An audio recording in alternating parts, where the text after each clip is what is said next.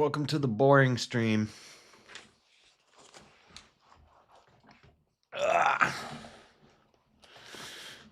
We're gonna do some. I'm gonna be writing, thinking, gathering my thoughts and my notes. I lost my other notebook when I debated John about free will. I had all my notes written down in a notebook. And I think that's the notebook that I left at Smith's that one day. I lost a notebook that I left it. I think I left it on the roof of my truck. And I lost it. I think that's the notebook that had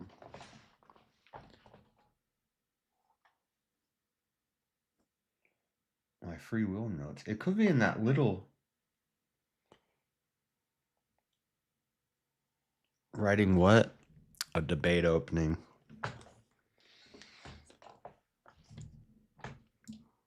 So I already have one written. I'm going to take some things from that, but I'm going to change it up a little bit.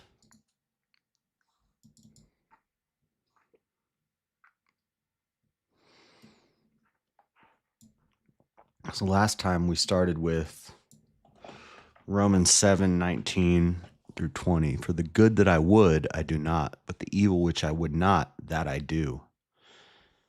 Now if I do that I would not, it is no more I that do it, but sin that dwelleth in me.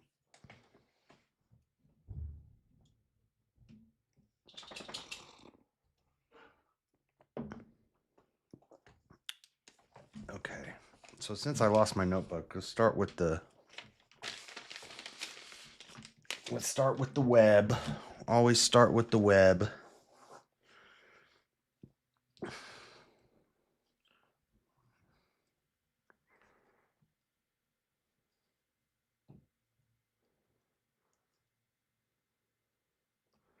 I'll probably just stick to the same three main points. I wonder if there's anything that I could switch up.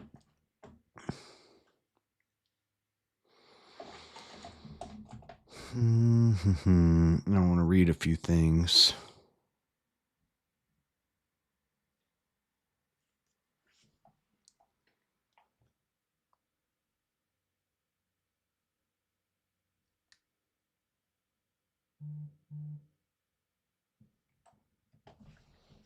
I'm just going to text.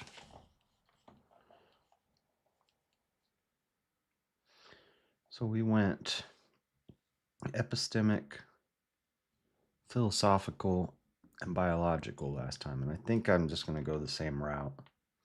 And I'm just going to present different, just to change it up, I'm just going to use different examples and say it in different ways, shorten it a bit, but I'm going to add something to the beginning for a little bit of entertainment value so it doesn't get too dry. Changing poopy diapers. Poopy diapers.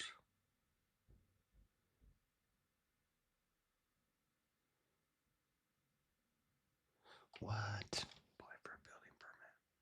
We're waiting for so that the stair contractors can come in.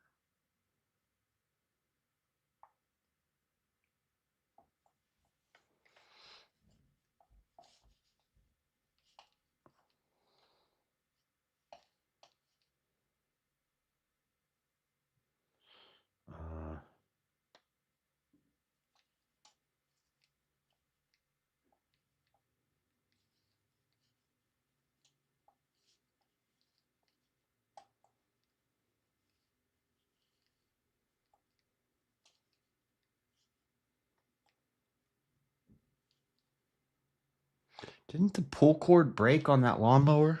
But the pull cord broke on it.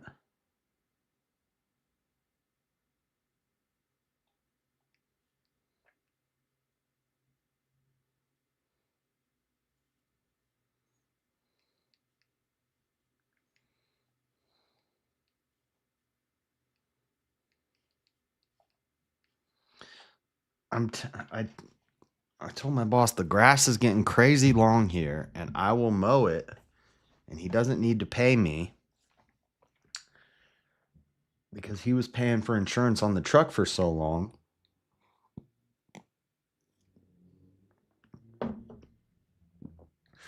So I'll just mow it.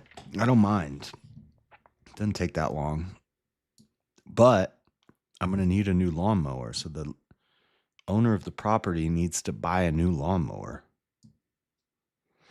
And then I said, the stairs coming up to the apartment, these stairs in the front of my apartment are like, they're old cement stairs, and they're slowly like crumbling away and deteriorating. And like 6 of them, well, like 4 of them have already broken. And we had to replace them with steel stairs that I had to weld in. I don't know if you remember, you were probably there, Seasal, that stream that I was blind. Like I couldn't see anything because I was welding without a freaking mask. And my eyes were like, I had flash burns on my eyes. Do you remember that? Well, another one of the steps broke the other day. And like it's the first stair, but some of the ones higher up are like they're gonna go soon, and dude, somebody's gonna step on that and fall through or something, possibly me or my neighbor or Echo. And I don't know, there's gonna be a lawsuit or something if somebody gets hurt, but I don't really care. I'm not gonna get hurt because when they break, there's still rebar in it, and what happens is they go down in half, but they don't fall through, hopefully. But the problem is the mailman won't deliver mail to us when there's broken steps. And I have stuff that I'm ordering, packages. Usually Amazon will, like the Amazon and the UPS guy aren't scared, but the mailman is scared. The postal service guy, he's a beta. He will not go up the stairs if they're broken. The Amazon and the UPS guy will usually skip them. But like, I want to order a new desk. That's going to be like a 150-pound box. Nobody's going to bring that box up that staircase. So I'm hoping when I order it, I can do a delivery note and write a note and tape it to the bottom of the thing and say, just leave the box at the bottom of the stairs, and I'll figure out how to get it up the stairs. But if I'm taking a 150-pound box plus my weight, I'm probably going to bust through like 3 more stairs because they're all like crumbling. It's crazy. Anyway, okay, so I think I'm not going to write it out on paper. Usually I write it once, handwritten. Whoa. Usually I'll handwrite my opening once, and then I'll type it out, and it'll be a rough draft written. Then I'll type it out. But I've already kind of done a rough draft in my phone. So I'm just going to type, but I'm still going to do notes in my notebook, and I'm going to write the questions in my notebook.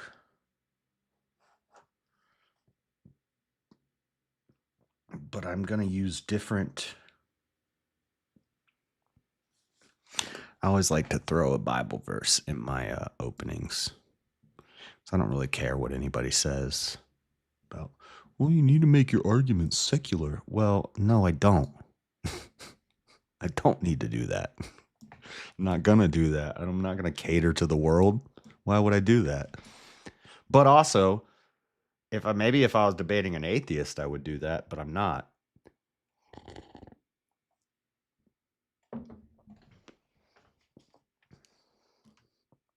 I hate when people say that. It bugs me when they're like, you need to make secular arguments. Only if you're debating a secular person. But even then, I still don't need to do that because that is my epistemic foundation.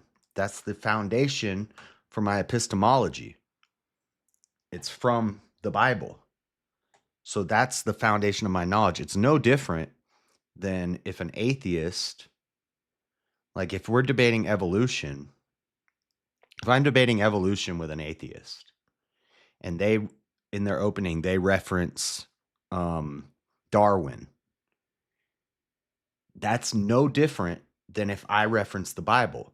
That's their epistemic foundation. They believe in evolution because Darwin said so. So that's the authority that they're appealing to. That's where their knowledge of this comes from. So why would I not source the Bible if that's the foundation of my knowledge? It doesn't make any sense to not do that. Well, they're allowed to use their foundation, but I'm not allowed to use my foundation?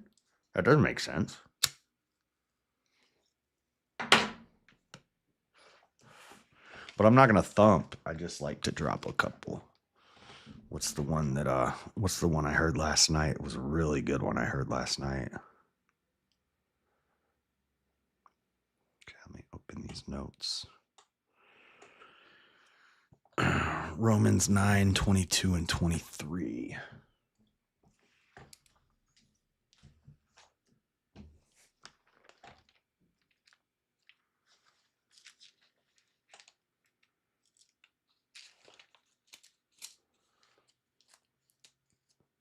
We always got Proverbs.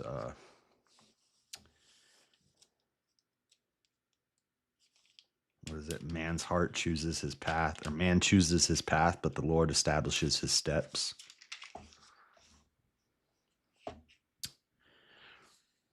What was it? Romans 9, 22 and 23, or 8? What did I say?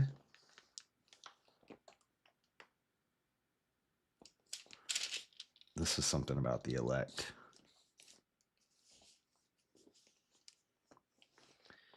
What if God, willing to show his wrath and to make his power known, endured with much long suffering the vessels of wrath fitted to destruction, and that he might make known the riches of his glory?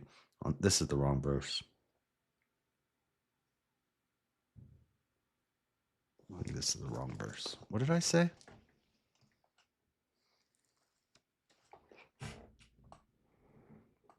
Or maybe that is the right verse. It's just that's Romans 9, 22 and 23. This is not. What if God, willing to show his wrath and to make his power known, endured with much long suffering the vessels of wrath fitted to destruction, and that he might make known the riches of his glory on the vessels of mercy, which he had afore prepared unto glory? Oh, yeah, that is the verse. It's just, there's another translation that makes it sound. The important part is afore prepared unto glory. There's another version of it that sounds more effective.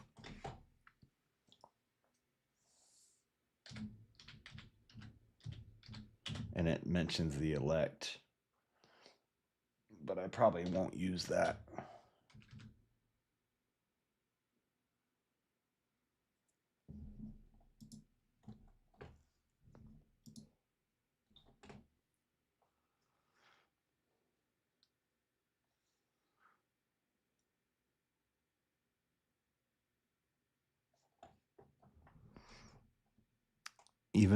Even us, whom he also called, not only from the Jews, but also from the Gentiles. Where's the ESV? I'm not going to use this.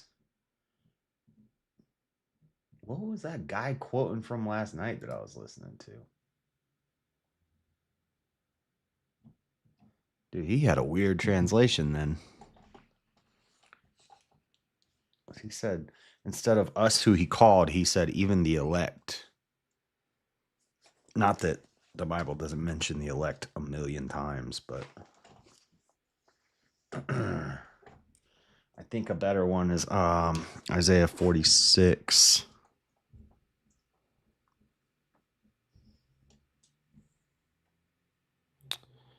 Ephesians 1:11. Isaiah 46:10. Isaiah 46:10 is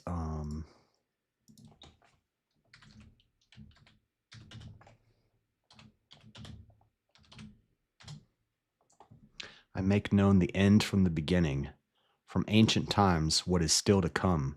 I say my purpose will stand, and I will do all that I please. That's God speaking. That one's powerful. I make known the end from the beginning.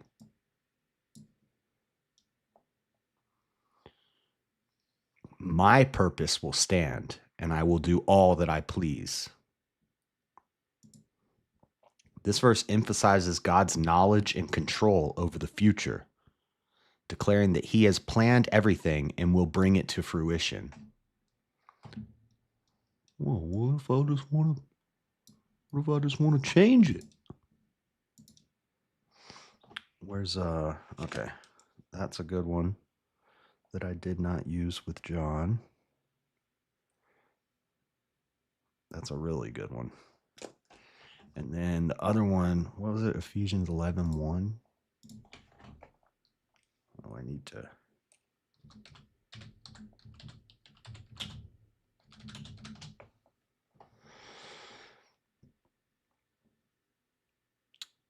Ephesians 1:11. In him have I obtained an inheritance, having been predestined according to the purpose of him who works all things according to the counsel of his will. Wow. Wow. Look at that. Look at that. Did you hear that? Let me read that again. In him I have obtained an inheritance, having been predestined according to the purpose of him who works all things according to the counsel of his will. Look at that.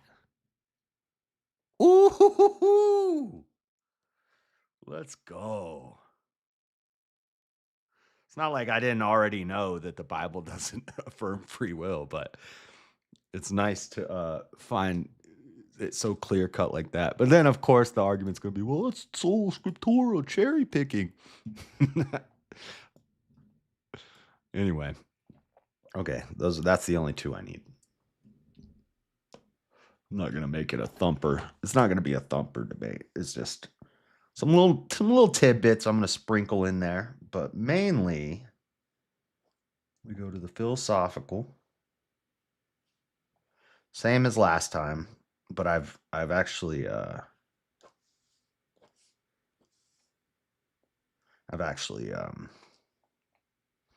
my thinker's been working on it. I developed it,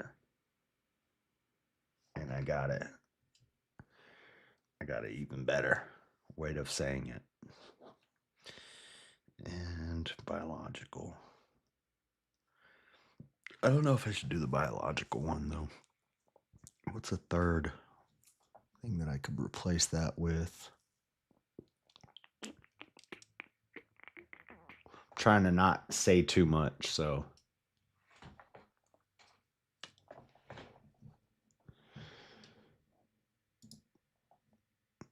I wish I had some like copyright free music I could play or something. Something we could listen to.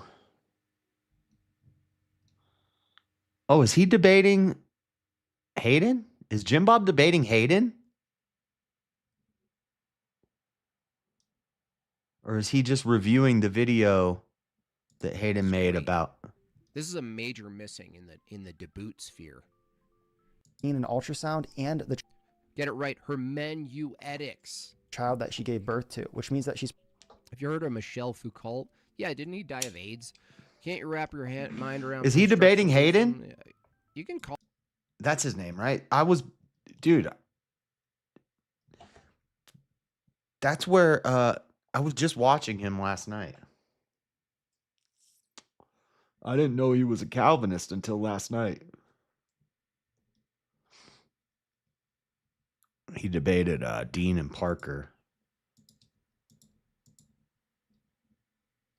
Call in, Judith. I know you're just trolling because you can't be the Judith. Just refined material. Yeah, gotcha. Unofficial. It's Holy. Yeah, I understand it's Holy Week. I also can't make it to every single service Holy Week, right? I mean, what is this? It's like it's like a let me get baptized at least first. Wisconsin is currently ranked as a hostile state to abortion rights, and for good reason. Okay, when it He's comes not to doing informed an consent, abortion it's hard debate for with me to him. imagine how much more informed consent. This guy that's talking right now, his name's what is his name? Hayden something.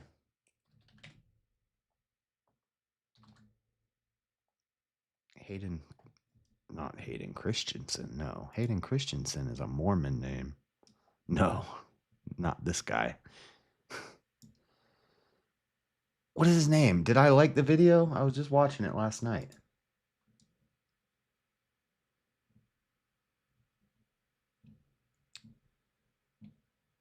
Huh. Hold on. What if I just type in Dean and Parker abortion debate? Yep, it's already there. It should be the first one that pops up. Hayden Rodea. Is Jim Bob debating him? What are they debating about? They're not going to disagree on abortion. Are they going to debate Calvinism versus orthodoxy?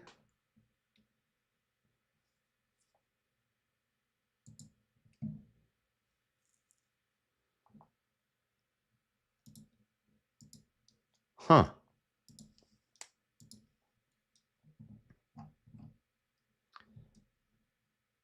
Dude, I've been subbed to this guy for months.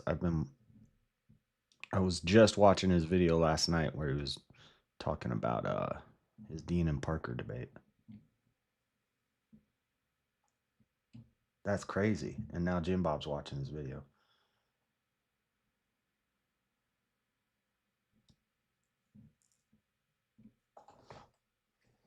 Intriguing.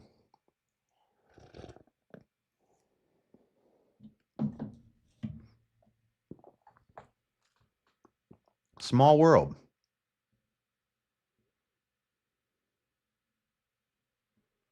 I'm not sure if that's who he's debating. He says he's doing debate day.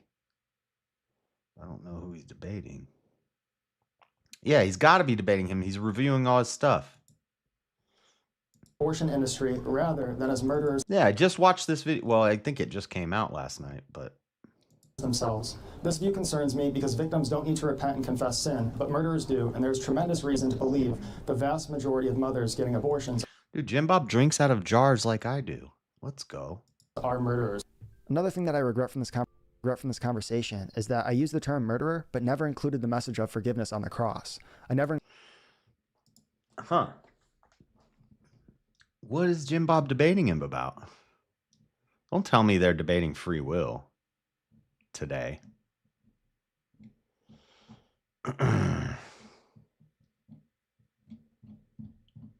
No way. No way.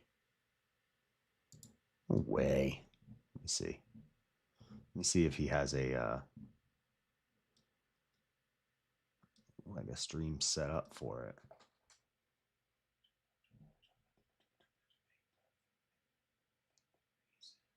Does anybody know?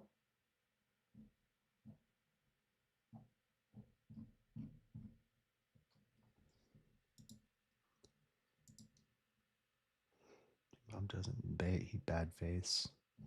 I don't know. I don't know what it is about his debates on Raging Tomato. I don't know if maybe something about when he's on that channel, it brings something different out of him. Because if you watch some of his other debates, like there's a debate he did with some vegan guy, Reasonable Vegan, I think his name was.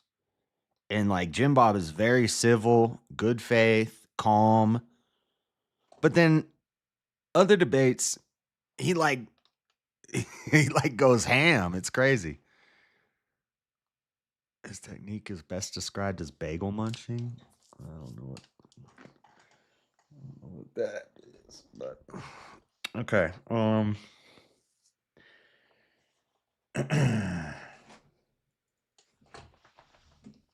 Force.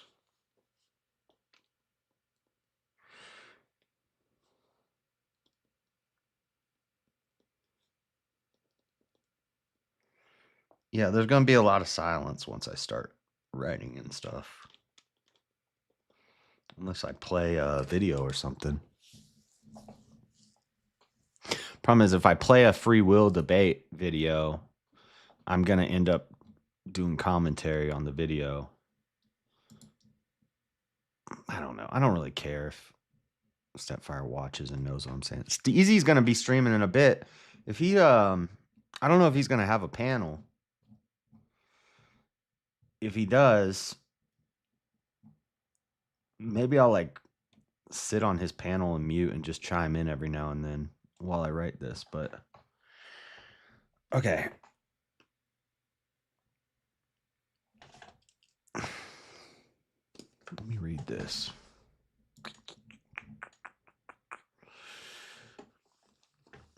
Sight distance reaction time.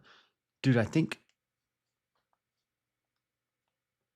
sight distance reaction time, instinctual reactions, muscle memory, subconscious.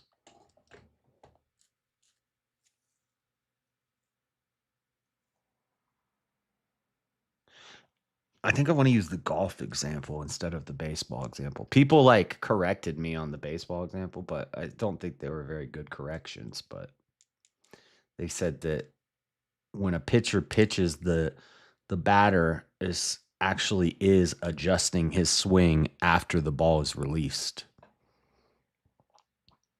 Which I don't know. I'm not a dang baseball player, but I think a better one is the golf example that I believe Sam Harris used against, or I think who was it? Was it Hitchens and Harris? I can't remember who, or Dawkins. It might have been Dawkins versus Harris, and one of those dang atheists. He used this golf example that was really it was a really good example of why we don't have free will. And I liked it. I might use that one instead. Basically, the idea is if Tiger Woods can hit a 5-foot putt 999 out of 1,000 times. This happened. Like, he was in a tournament and he missed a 5-foot putt. Now he can make that putt 9,999 times out of 10,000 times. But he missed that one time. And it was very important. It was a tournament. It was a very important shot. He needed to make this shot. And he missed it. He didn't will himself. Why did he miss it? Why did he miss something that he could do consistently over and over and over and over? And he's trained and he's practiced for it. And he's willing himself to make this putt. And he missed it. Why did he miss it? Well, maybe the blades of grass were tilted just the wrong way. Maybe it was windy that day. Maybe a gust of wind blew and the ball went off course. Maybe he, I don't know, maybe he got nervous. Tiger Woods don't get nervous, though. He didn't get nervous. What is it? What it is it just happened to be that 1 in 10,000 times that he misses that shot, he missed it. And that, if that's all it is that it was just randomly that 1 in 10,000 popped up,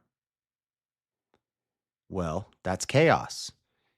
And chaos defeats free will. If there's random chance events that happen, that's out of our control.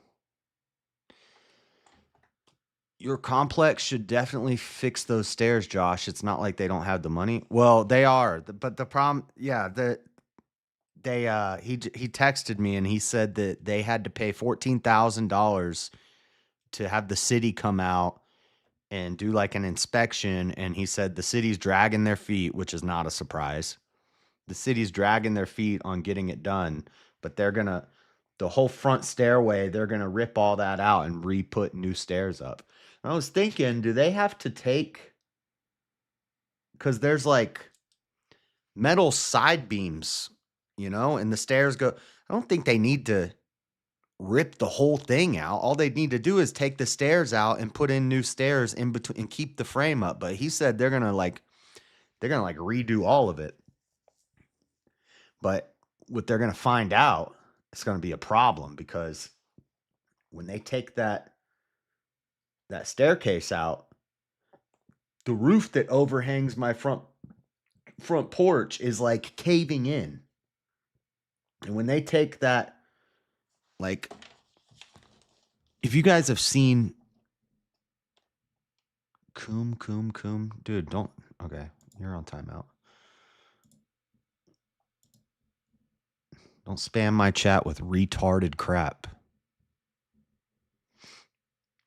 I don't like you enough as it is. You don't get to spam my chat with nonsense. This isn't Bible study, Robert. This is debate prep. And it's supposed to be secret debate prep. I'm not supposed to be telling you guys stuff.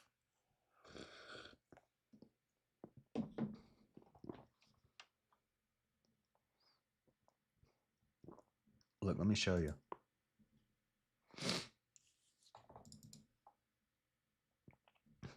That was your fault? What'd you do? Oh, did you get Anson started on that?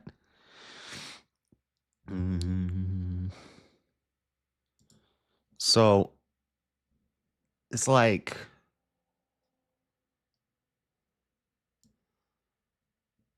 this is the building from the side. So my front door is like right here. And it's a sideways view. Like this is the floor. This goes into my apartment.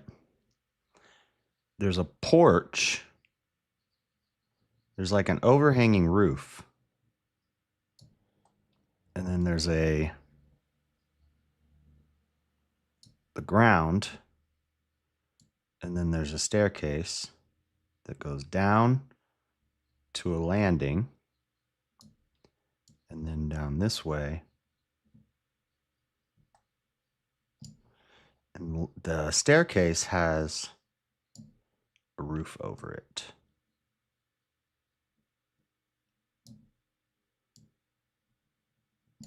And there's bars that come down like this.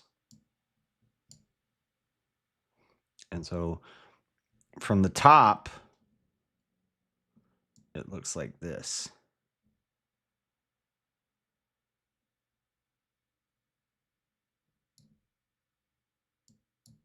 So here's my front door. Here's my neighbor's front door. So basically,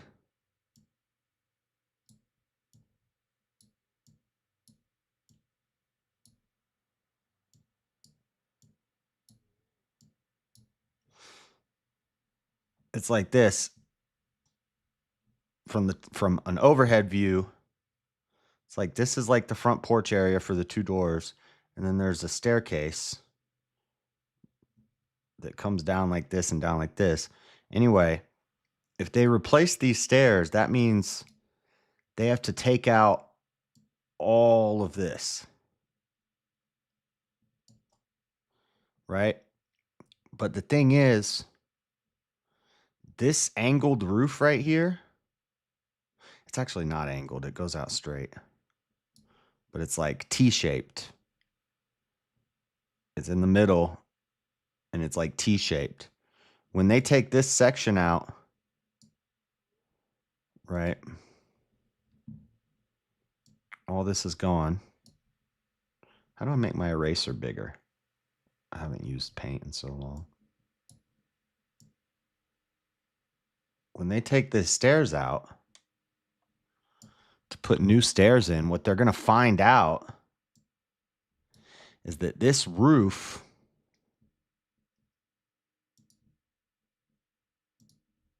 get off the eraser. this roof over the top of the over the walkway where the two doors are is like warped, and it's like, dude, that looks like butt cheeks. It's all warped, and the wood is like rotting out, and when they take the staircase out, this whole roof is probably gonna like cave in, and then they're gonna have to replace the whole roof. So I don't know. I've been like dreading when they do this, because I've been thinking like, what am I gonna? Are they gonna let us stay in the apartments while they do this? How are they gonna do this? Hey, shout out Robert. Thank you for the super chat. They're gonna install a pulley system for you to get upstairs while the stairs are out of commission. They did look like boobs, huh? They did look like boobs.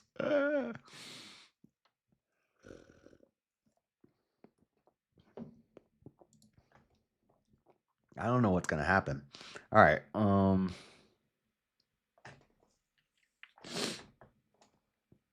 Search WordPad. Let's start typing. Only for, ain't nothing to it but to do it. You just gotta get writing.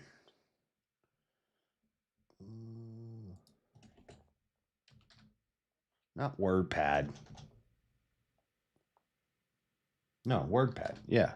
WordPad. Okay.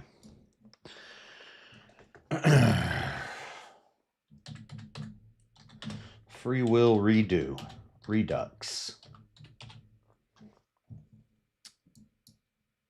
View.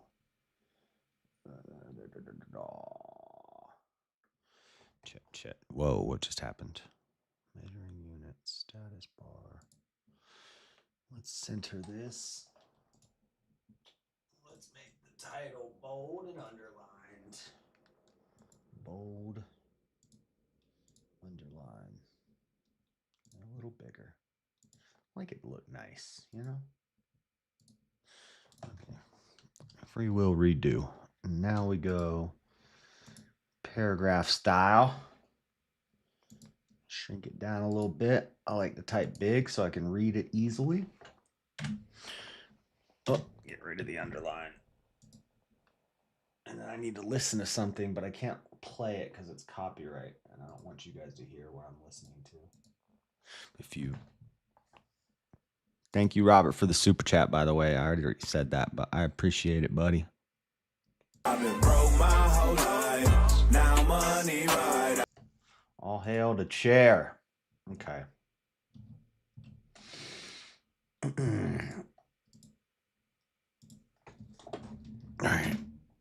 I need to play something. I need to listen to it as I type this to make sure I want it to be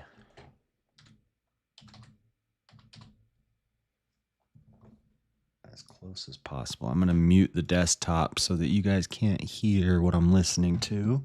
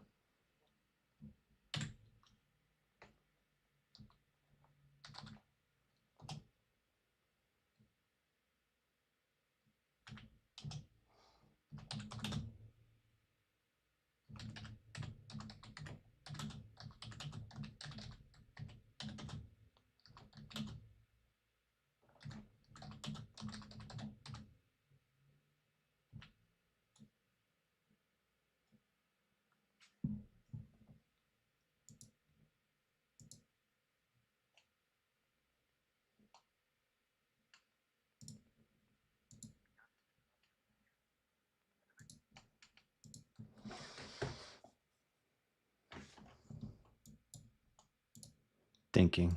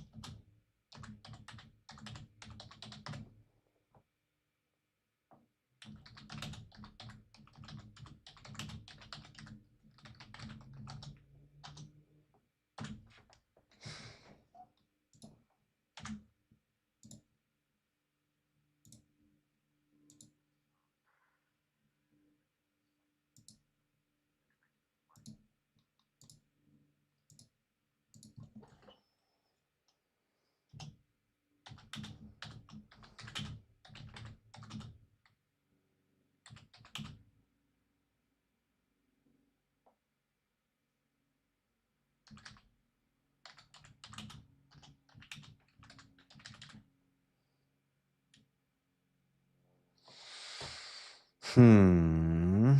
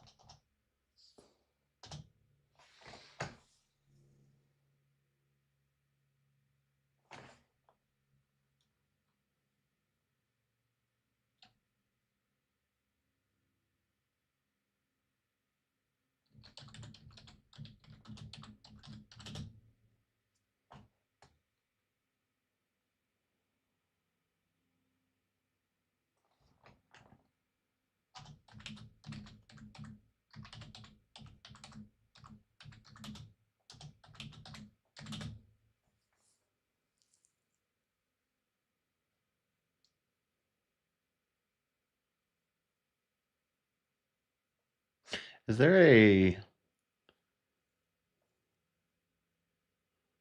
what's it called? Is there a hyphen in foreknowledge?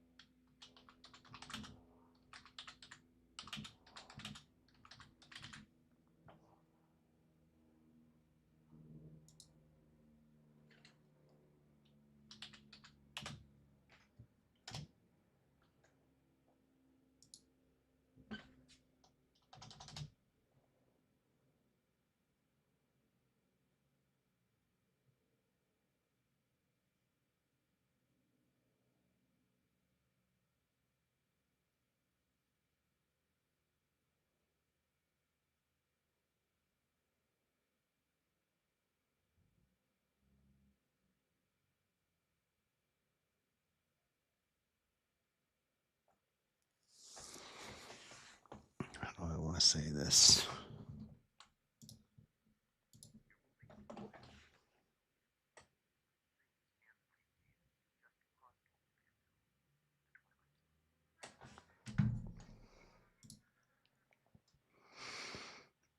You should ask Shiva to help you prep. He's got brain wrinkles. No, I listened to Shiva talk about this all night the other night. He hit on a lot of my points that I use. I don't know why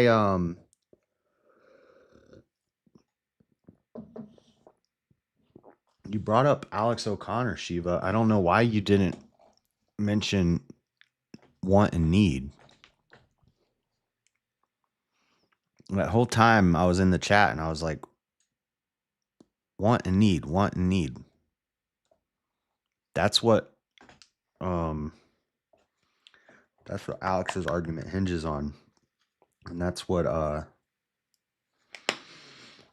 I've slightly adopted that, but I've added something to it.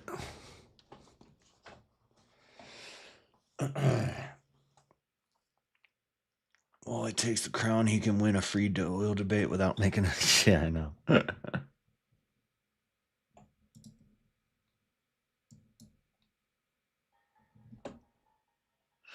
Okay, so it needs to be short and quippy.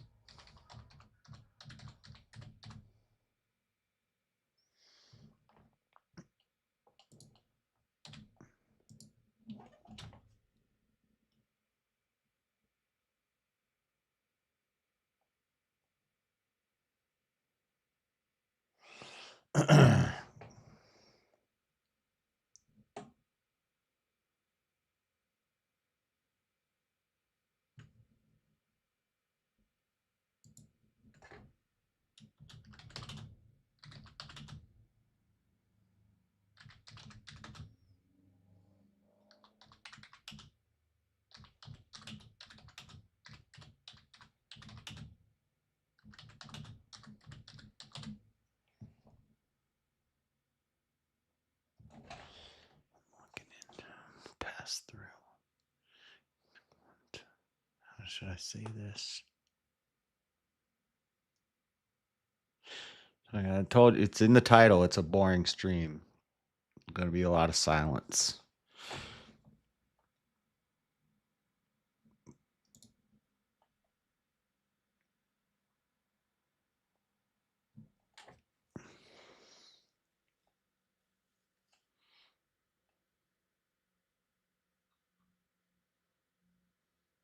Usually delayed is live 2 hours.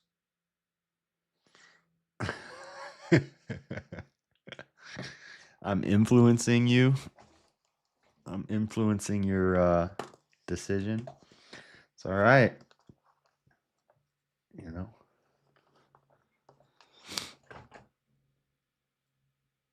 I can't write you anything without using my free will to ask you. So I'm sorry, I can't ask you anything. Yeah, that's the worst argument. I want to make a video called The 5 Worst Arguments for Free Will. And every time I watch a free will debate, the YouTube chat, like 20 people in the chat are guaranteed to say what Bintalk just said. And that's one of the worst arguments.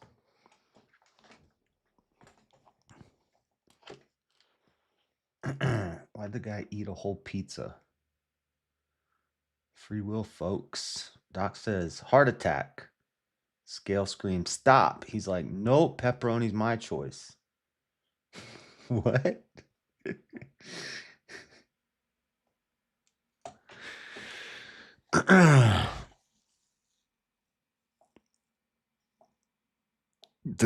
Two of the worst arguments is there's no point in debating. Why are you even having a debate? There's no point. The point is it's fun. The point is it's interesting. I like to. That's the point. Why do I like to? I want to. Why do I want to? Could I want not to? No. Not if I want to. If I want to, I can't not want to. I don't want to punch my mom in the head. I couldn't just make myself want to. And then the other one is the I call it the Fruity Pebbles Cocoa Pebbles. Every time you make a choice, you're using free will. When you wake up and you choose whether you want Cocoa Pebbles or Fruity Pebbles, that's free will, bro. Oh, that's such a bad one. Oh, that's so bad.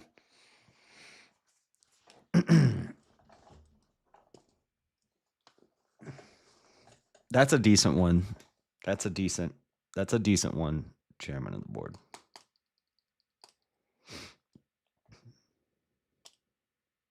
But aren't you an atheist? What are you talking about? Moral responsibility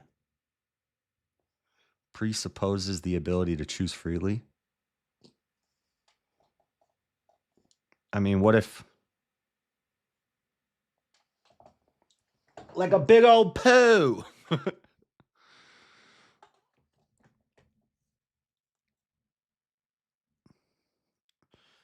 Free will exists because we hold people morally accountable for their actions. That's interesting. An atheist who believes in free will. I've been looking for one of you unicorns. I would like to have a 4-way debate with a Christian who believes in free will, and a Christian who doesn't believe in free will, and an atheist who believes in free will, and an atheist who doesn't believe in free will. It's easy to find a Christian who believes in free will, and it's easy to find an atheist who doesn't believe in free will. And it's not super hard to find Christians who don't believe in free will. It's hard to find one who takes it to the extremes that I do, because Calvinists are more compatibilist than I am.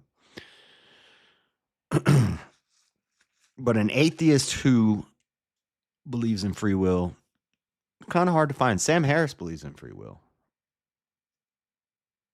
There's some. I think oh yeah, I gotta write that down.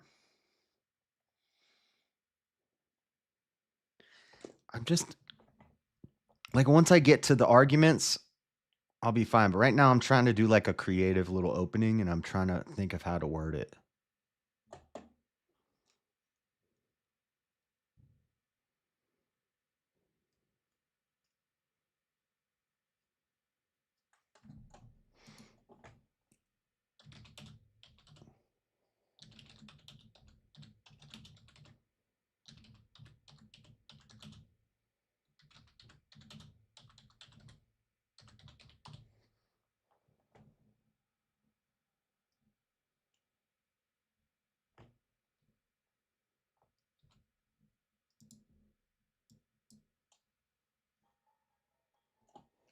I got to practice this. Hold on. I'm going to mute for a second. I need to hear myself.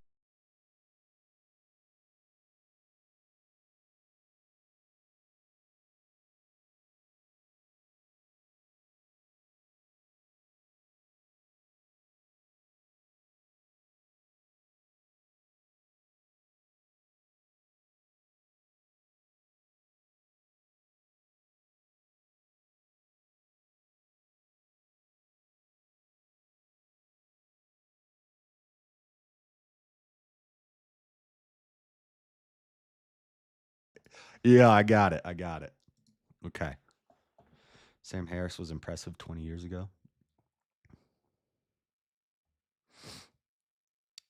Yeah, I've been taught. The problem is a lot of people won't think about this. Like, it doesn't matter what arguments you make, they won't think about it. Like, no offense to that Brandon guy. I like Brandon. He's came on my stream before. I like Brandon. But Shiva, you destroyed him the other night. Like, I don't even know if you were intentionally doing it, but you walked him into like 5 traps and he just walked right into him. He was like arguing your point for like 15 minutes. And I'm at work listening and I'm like, does he not see? How does he not see that that's what Shiva's saying? Like, and then people in the chat are like, good job, you got him, Brandon. And I was like, what are they listening to? You're like, that's what I'm saying, Brandon.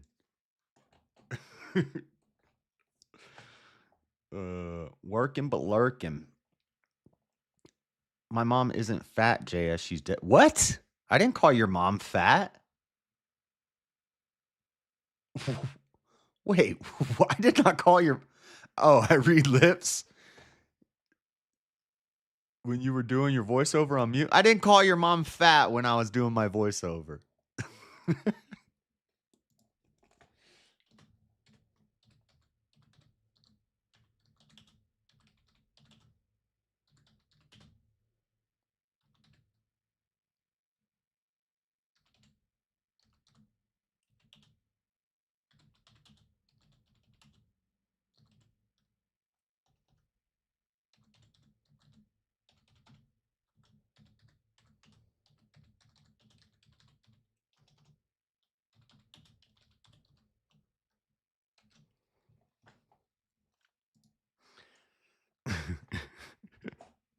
Corpus callosotomies are interesting in terms of free will. Corpus callosotomies.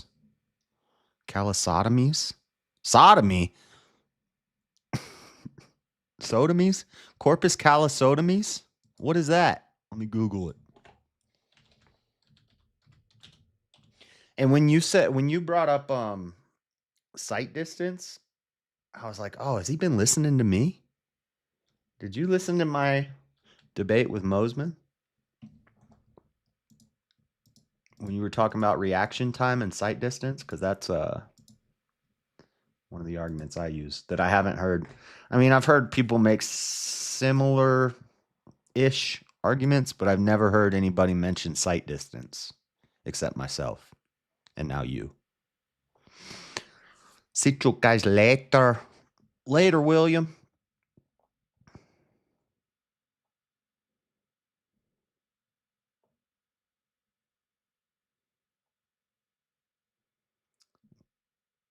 Nope, missed it. Oh, yeah, well, I said that in my opening. We never Like I gave 3 arguments in my opening, and as per usual, one of them got addressed, and we focused on one of them the whole time. That annoys me when I do a debate, when I do a formal debate. I generally I pick my 3 strongest arguments, and my opening revolves around 3 strong arguments. And it's the opponent's job to address and rebut every one of those arguments. They never do.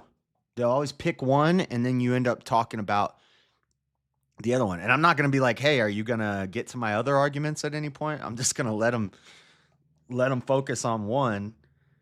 But then people who know how debates work, who are listening, should know, oh, he only addressed one out of his 3 arguments. That's only 33%. And he didn't even really destroy that one. So that's not a W.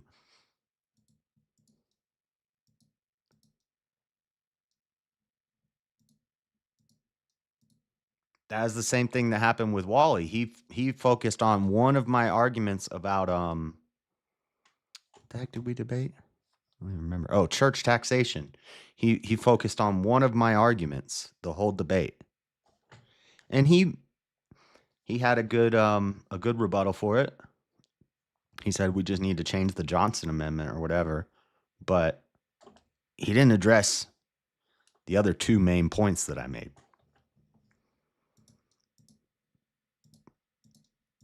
I think we lightly touched on one of them for like 5 minutes, but where'd my chat go? Oh.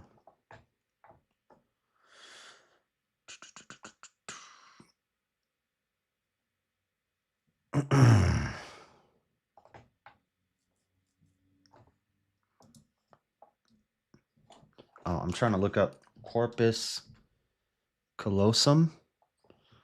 Callosotomy. Oh, you spelled it wrong. You spelled it wrong, Shiva. Oh, wait. No, you didn't spell it wrong. You said stomies, not stomy. Stomies. Corpus callosum. Bundle of nerve fibers that allow your brain's left and right hemispheres to communicate. Plays a role in how you think, remember, and coordinate your movements, conditions present at birth, and acquire conditions that may affect the development and function of this part of your brain. Yeah, and what happens if is that like how they do the thing where, have you ever seen where they like, I'm trying to remember what I'm trying to think of. They'll like cover one eye, cuz like one hand, like your hands are controlled by like different halves of your brain. And so they'll like cover your left eye and make you, or something, or you like draw with both hands. I can't remember what I'm trying to think of, but I saw this crazy video, and they had like they'd be like, draw a dog, and when they were doing it one way with one hand and with one eye closed, they would like draw a doghouse. But then with the other hand, they would draw a dog. You know what I'm talking about? Have you seen that? Patients who undergo the procedure give different answers to the same question depending on whether they're speaking or writing. Yes, this is what I'm talking about. Yeah. They'll say what you see in the picture and draw what you see in the picture. And they'll say, but sometimes they'll say weird stuff if they have like an eye closed or something like that. Like if they have like they make them use the left and right side of their brain somehow. And they'll be like, what is this a picture of? and it's a picture of a dog, and they'll be like doghouse if they have like for like one half of their brain. I forget how they did it. They had like some sort of thing where like they could only see it with this eye, but not with this eye, or I don't remember. Is there a video on that? I know there's a video on it because I watched it before. I just can't remember where I saw it. But then if they draw it, or if they write it, they'll like write the word, but the word won't be the right word. It's weird. Epileptic kids who undergo the procedure will give different answers as to what they want to be when they grow up. Dude, Anson's just copy and pasting ChatGPT. Let me see. Corpus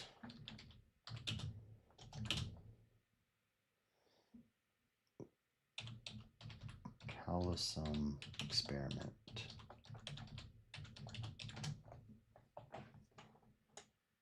Severed corpus callosum, part 1. The surgery that proved there is no free will. Yes, I've watched this before. Okay, yeah. This is the video I watched. You know how I know? Because there's a little red bar at the bottom. Yeah, this video is pretty cool. Actually, this video is probably saved in my my files. I should have those open right now anyway, but look at this video. This video is crazy. I think I've shown it on stream before, actually. Yeah, so I do know about this. See, this is what doing too many drugs does to you. You don't remember. My remembery isn't very good. My brother once was like, yo, have you ever heard this song? When I was down in Florida, he's like, have you heard this song before? And I'm like, no, I've never heard it. And he's like, pull it up on your phone. Let's listen to it. So I pull it up on YouTube on my phone, and it's got the red bar. He's like, you've already watched that before. And I was like, yeah, I know this song. I love this song. And then he's like, what about have you seen the video about da-da-da? I'm like, no, I never heard of that. He's like, well, check it out on your phone. I open it up, the red bar's there. He's like, you've watched it before. That's either because my memory is shot or because I watch too much YouTube. Yeah, you're going to be hard pressed to find anything relating to free will that I haven't already seen. I just forgot about it.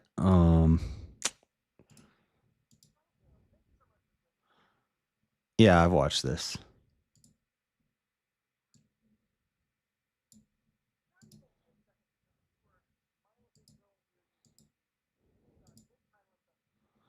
Well, no. The reason I'm watching this right now is because Shiva brought it up, and then I looked into it, and then I remembered there was a video that I had seen that talked about this. So I searched up the video, and then I clicked on it so that I could play it for you guys.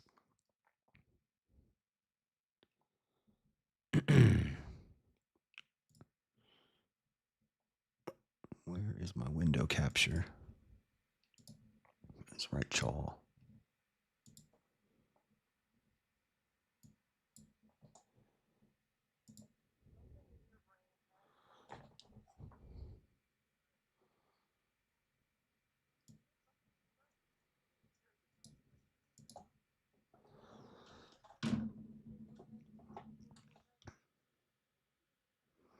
I have quit stoking. I don't smoke pot anymore.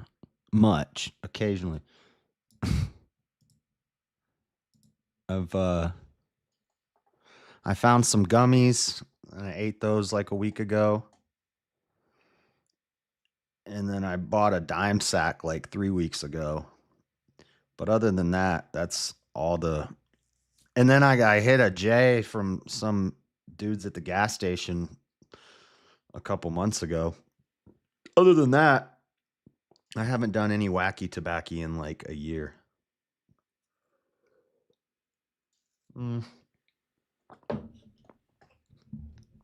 Like 8 months.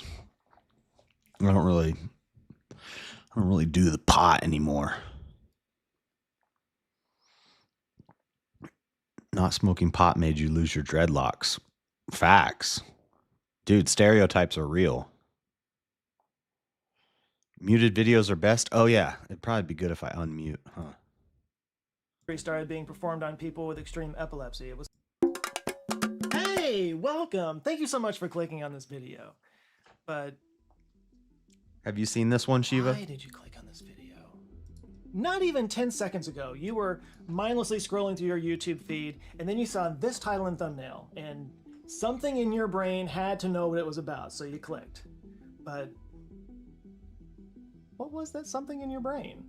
Seriously, tell me, it might get my click rates up. But for real though, we've got a motor cortex, a visual cortex, an auditory cortex. But where do decisions come from?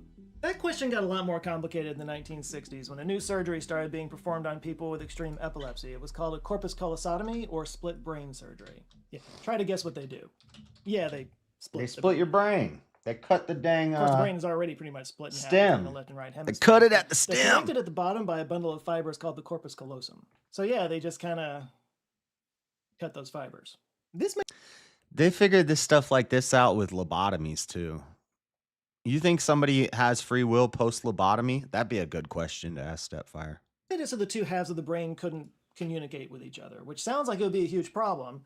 But believe it or not, they went on to live normal lives. And if they lose their free will when they get a lobotomy, did they freely will that, or did somebody else force their will onto them to take their free will? Anyway, well, I can't go too deep into that.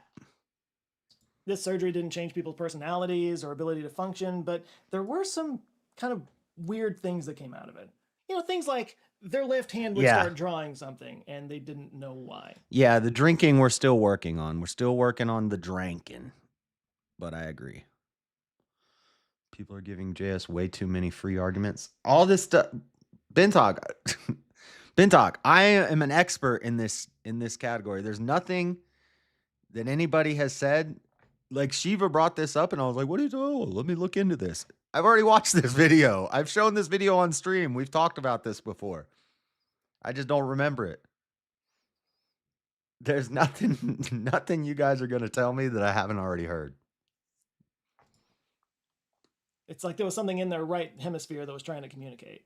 There were kind of like two different people in there.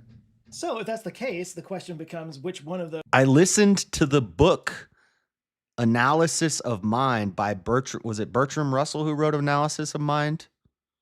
I think it was Bertram Russell. Now I got to Google it to make sure I'm right. Just because of this topic. Yeah, Bertrand Russell. And if you've ever read or listened to Analysis of Mind, have you ever read Analysis of the Analysis of Mind, Shiva? From Bertrand Russell? It's on YouTube. You can listen to it, but it's what's the word? It's hefty reading. It's a those two entities are, you know, running things. Yeah, I agree, Ben Talk. I think so too. I went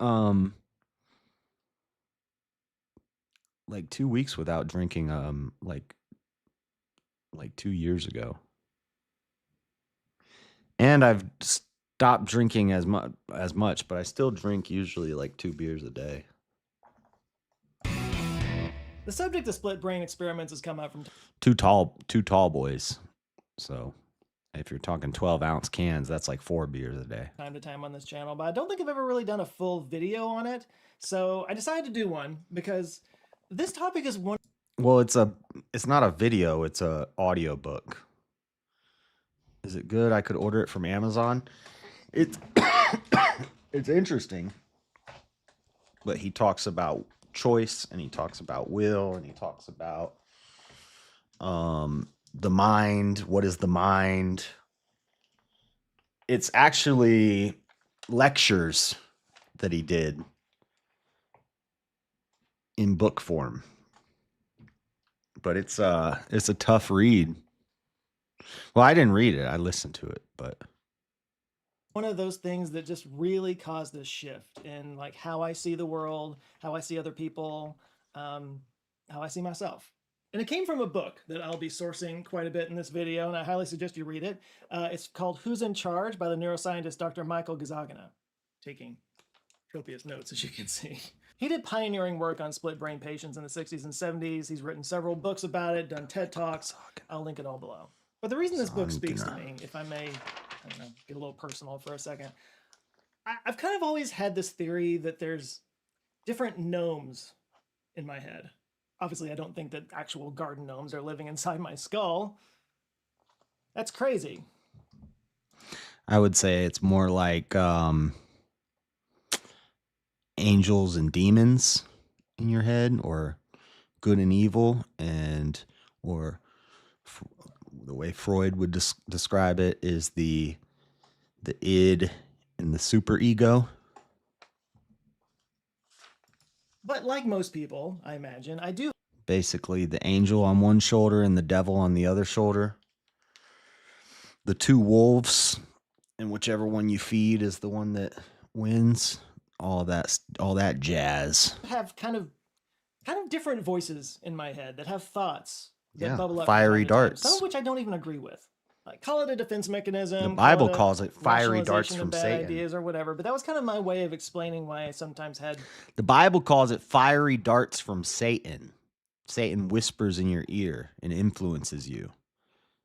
And that's why Christians are not requested, commanded to do the will of God and to put on the helmet of righteousness. I always forget all the pieces of armor, but you put on the helmet to protect you from the fiery darts of Satan whispering into your mind.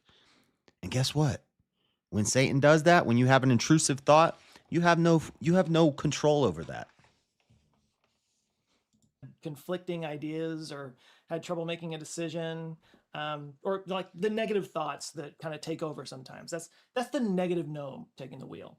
Not much unlike the world that they created in the movie Inside Out, which I just saw for the first time fairly recently. And I've got to say, like, the way that they structure that world inside of her head to explain What was that guy how called? memories Michael work and emotions work, Gazigana?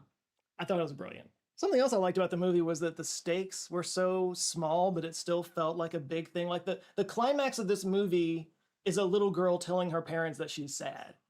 And it carried more emotional weight than all these movies where like the world ending is at stake, you know? Anyway, the point is that this book and the split brain experiments that he talks about in this book seem to make the argument that my little gnome's explanation for how my thoughts work isn't too far off the mark. No, that's why multiple And people that free throughout will history and have talked consciousness is about just it. an illusion. There's a lot to unpack here. So maybe we could start by asking the obvious question, which is, why were they cutting people's brains in half again? Yeah, it's a procedure called a corpus callosotomy, and they started doing it first back in the 1940s as kind of a last resort treatment for severe epilepsy. Here's how it works. When you have a seizure, what happens is that there's a surge of electrical signal that disrupts the normal firing of neurons across the brain. Depending on where this occurs in the brain, you'll experience different symptoms. For example, an ocular seizure might give you a flash of light. But the worst, of course, are the ones that spread over the entire brain. These can lead to temporary paralysis and convulsions, vomiting, basically everything you think of when you hear the word seizure.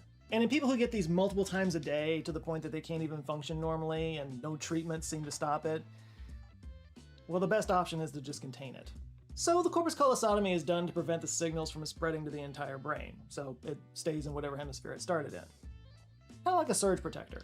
The first corpus callosotomy was done in 1936 by a neurosurgeon named Walter Dandy. Kind of an accident. He was removing a tumor on a patient's pineal gland, and it required him to cut through the corpus Pineal? callosum I to say get to it. pineal. He reported that this had no real effect on his patient, which You trying to get me banned on YouTube talking about pineal gland? Don't be talking about pineal glands. Gonna get me demonetized. Next he's gonna be talking about a damn adrenochrome. Don't say it. there had been a debate for a long time about what the corpus callosum was actually for. Like, was it actually involved in processing, or was it just structural, just kind of there to hold the brain together? The result of this experiment seemed to suggest the latter. Regardless, in 1940, William P. Van Wagenen decided to try a corpus callosotomy on an epilepsy patient, And he saw mixed results at first, but they were promising enough to continue experimenting with it. By the way, this is all starting to sound kind of familiar. All of this happened about the same time as the lobotomies, which I covered fairly recently. This was basically the period of neuroscience when they started paying attention to the white matter fibers and cutting connections just to see what would happen. I should be clear though, while lobotomies were being handed out like candy, split brain surgeries were much more extreme and pretty controversial at the time, actually. This was only for people with a very specific, very debilitating condition, and even then it was only a last resort. It really wasn't until the 60s when two neuroscientists named Joseph Bogan and Philip Vogel kind of perfected the procedure, and it became thought of as an effective, safe treatment. But not without a few weird side effects. Like sometimes they had trouble getting their two hands to work together. One patient talked about how he had trouble buttoning his shirt because he'd be buttoning it up with one hand, and then his other hand would go behind it and unbutton everything that he had just buttoned. And stories like this just kept coming up, like patients whose hands would just grab things for no reason or would mess with the other hand, to the point that Joseph Bogan decided probably somebody should research this. Luckily, he knew just the perfect person to do this, a neuropsychologist named Roger Sperry. Roger Sperry was born and raised in Hartford, Connecticut, and went to Oberlin College on a scholarship where he originally wanted to major in English, but he took an intro to psychology class that sparked an interest in psychology. Yeah, the story goes that apparently his professor was disabled, so Roger Sperry kind of helped him to get around and took him to various places and stuff. So he wound up kind of sitting in on conversations that this professor was having with his colleagues, talking about their research, debating different psychological theories and whatnot, and he just got sucked into it. He just found it fascinating. So he got his master's degree in psychology and later a PhD from the University of Chicago. And then he went into his career, he became more interested in neuronal specificity and brain circuitry. Basically, like how different parts of the brain work and how they're connected. He did experiments on rats and salamanders that involved kind of rewiring their nerves, like in their legs and their eyes, to see if they could Dude, that's adjust. messed up. Spoiler alert. Damn, rats are gonna be retarded. You can't be doing that to rats. Is that ethical? I'm fine with it, but do you guys think it's ethical to be just like cut a rat's leg off and see what it does? They couldn't. But through all of his Flip research, its he brain kind of became around. known as an expert in how different parts of the I brain mean, they did it on humans, work so and how they talk to each other. So, of course, Bogan thought that he would be just the right guy to study split brain patients. And, of course, Sperry took him up on it because what an amazing opportunity. He did also bidet. do some experiments on animals before he went into his human research. I know none of us like to hear about Are you talking animal about experiments, bidets? but Bidets are gay. I don't care what anybody say. A bidet is gay. I don't play. he did do some corpus callosotomies on some cats and tested them. Luckily, he didn't have to do the surgery on the split brain Cats? patients 'cause, well, that had already been done. So Sperry found a group of Bogan's patients that were willing to volunteer for his tests, which focus on vision, language, and motor skills. This would involve showing words or images to the left or right visual fields to see how the different hemispheres handled it. This requires some explanation. As you may already know, the hemispheres are what they call contralateral, meaning the left hemisphere controls the right side of the body and the right hemisphere controls the left side of the body. Also known by its technical term, crisscross applesauce. But your eyes are a little bit weirder. It's not quite as simple as just each eye goes to the opposite hemisphere. They go to both They hemispheres flip. at the same time. What happens is the two optic nerves converge at a spot known as the optic chasm. And there they split apart, with one split They also flip vertically. So, like, they flip. Like, we see everything upside down and then it flips. Our brain flips it. But we also see flipped this way. Dude, the eyes are crazy. The eyes are proof of God. Optometrist James P. Gill. I read a book that he wrote, and the whole book was how the eyes prove God. It's a fine-tuning argument. carrying the left visual field and the other one carrying the right visual field. And then the left visual field from both eyes gets sent to the right hemisphere, and the right visual field from both eyes gets sent to the left hemisphere. So it's still contralateral, but with extra steps. So if you're staring at my face right now, Zoe is in your right visual field. You're seeing her blessing you with both eyes, but it's the left side of the brain that's processing that image. Your right hemisphere This is literally can't see simplistic? Zoe right Okay. now. But it knows she's there because the left side's sharing that information through the corpus callosum. But what if you don't have a corpus callosum? This is what Roger Sperry wanted to figure out. You're So he ignoring came an up with a all-knowing series of God. tests along with his graduate student Michael Gazagana. I think you guys missed the Sorry, I just have to clarify one go more read thing before Ephesians I get into the results of 1:11. that test. A lot of the basic functioning of the body takes place in what's called It's not simplistic. The eyes are a terrible design. You're crazy. Maybe if you wear glasses. Optometry, glasses are a scam. You don't need glasses, people. If you wear glasses, cut it out. You don't know that you're not seeing the world the same way I'm seeing it, and you're just being a beta, and you're like, oh, it's a little blurry. I need glasses. Maybe the world is just blurry. Maybe the world's blurry to everybody, but they adjust to it, and they get used to it, and they deal with it. We don't all see in 4K. Maybe the world's not in 4K. Did you ever think of that? Called the subcortical region. This is an area that's actually shared by both hemispheres of the brain. This includes structures like the thalamus, the hippocampus, the amygdala, and a lot of other things that you probably never heard of. But these kind of handle the basic stuff like motor control, infrared. sensory processing, something they call proprioceptive sense, which is basically our sense of our body's position in space. So that's handled before everything Yeah, this is super simplistic. gets split up. There's no one hemisphere that controls that. This also includes what Dr. Gazagina calls an integrated spatial attention system, which is basically something that directs where the brain pays attention to things. So it's not like you could be doing homework with one side of your brain and gaming with the other side of the brain. That'd be nice, though. Anyway, I know that was a lot of exposition, but it's just all stuff you kind of need to know before we get into the good stuff. So here comes the good stuff. So one of the first patients that they studied was a man named WJ. They kept their names anonymous for obvious reasons. WJ's test started out pretty simple. They showed him pictures and words in a right visual field, and then he was able to respond with his left hemisphere. A dog, a car, a spoon, easy. Easy because the language center is on the left side of your brain. But when they showed an image in his left visual field that went to his right side of the brain, he claimed that there was nothing there. Now this was a really big moment because up to this point, there was still a bit of a debate around how much the corpus callosum controlled the flow of information between the two hemispheres. And this seemed to be indisputable proof because it wasn't that the right hemisphere couldn't see the object. It could see it just fine. It's that the language center of the brain is in the left hemisphere. So it literally didn't have the words to describe it. So based off of this, they tried a new experiment, this time with a basic flashing light. So what they did was they put his hands under a barrier so his eyes couldn't see his hands. And he gave each hand a button. And he told him whenever he saw a flash of light to click the button and then confirm it verbally by saying light. So they signaled his left hemisphere, he clicked the button, he said light. Then they signaled his right hemisphere. He clicked the button. He like drew a and then turtle. said, hey, why did I click that button? He didn't see the light, but the right hemisphere did. And it was able to communicate that it did. It just couldn't do it with language. It's kind of like the left hemisphere has a voice and the right doesn't. But now they were figuring out how to talk to the right hemisphere. And now things get a lot more interesting. These kind of results bore themselves out over and over and over again with other split brain patients as well. Like in one experiment, the left hand was placed in a box with a handful of objects in it. And then they flashed an image of the object in the right hemisphere, and the left hand was able to feel around and pick out the right object. When they asked the patient why he grabbed that object, of course, he had no idea. And sometimes the patient could just draw the image. For example, they flashed an image of a bike at the right hemisphere of one patient, and then his left hand drew a bike. But think about the experience that the patient is having. He's just sitting there, he's got a pencil in his left hand, and he's waiting for them to flash an image at him.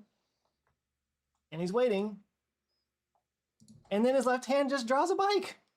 These experiments would progress and become more complex over time, and they began to understand just how different their left and right brains really are. You know how we always talk about left brain people being analytical and right brain people being more creative, that whole thing? Well, here's how the two hemispheres are actually different. Basically, the right hemisphere was better with visual and spatial skills, and the left hemisphere was good with language. Like he described an experiment where the patient was flashed a picture of a pattern of colored blocks, and then he had to recreate it. And when they flashed the right hemisphere, the left hand was able to recreate it really easily, so the right hemisphere was really good at that. But when they did that with the left brain, the right hand it really struggled with it. In fact, there's one story of a patient who was struggling to put it together with his right hand, and his left hand kept trying to help. He had to actually sit on his left hand to keep it from trying to help the right hand out to solve the problem. According to Dr. Gazagina, quote, the right hemisphere turned out to be specialized for such tasks as recognizing upright faces, focusing attention, and making perceptual distinctions. The left hemisphere was the intellectual. It specialized in language, speech, and intelligent behavior. There were also differences in logic and problem solving between the hemispheres. Like they'd show the right hemisphere a picture of water, and the guy would point to a picture of water. Then they show the picture of a pan, and the guy would point Oh, to I a forgot I picture had of a pan. coffee. But when they asked what they could do with those two items, the right hemisphere just couldn't quite figure that out. Whereas the left hemisphere knew right away that you put the water in the pan. The right hemisphere also struggled to come up with inferences. Like in another experiment, they showed a picture of a match and then a picture of a wood pile, and they couldn't quite figure out that the next image in that series. You didn't use free will to do that, Anson. You were coping with the fact that you have a small peen. You were influenced by your small peen to have to find some way to justify going on living. And that's what you came up with, is coping and saying, it's not the size, the motion in the ocean. And no chick agrees with that. They just lied to you. Should be a burning wood pile.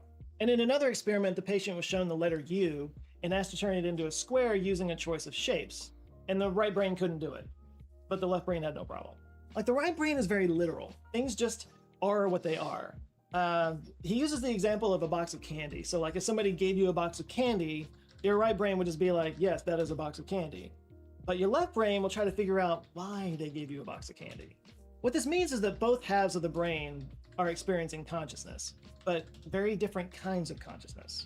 As Dr. Gazagana puts it, quote, it was becoming apparent that the right hemisphere had its own rich mental life, quite different from that of the left.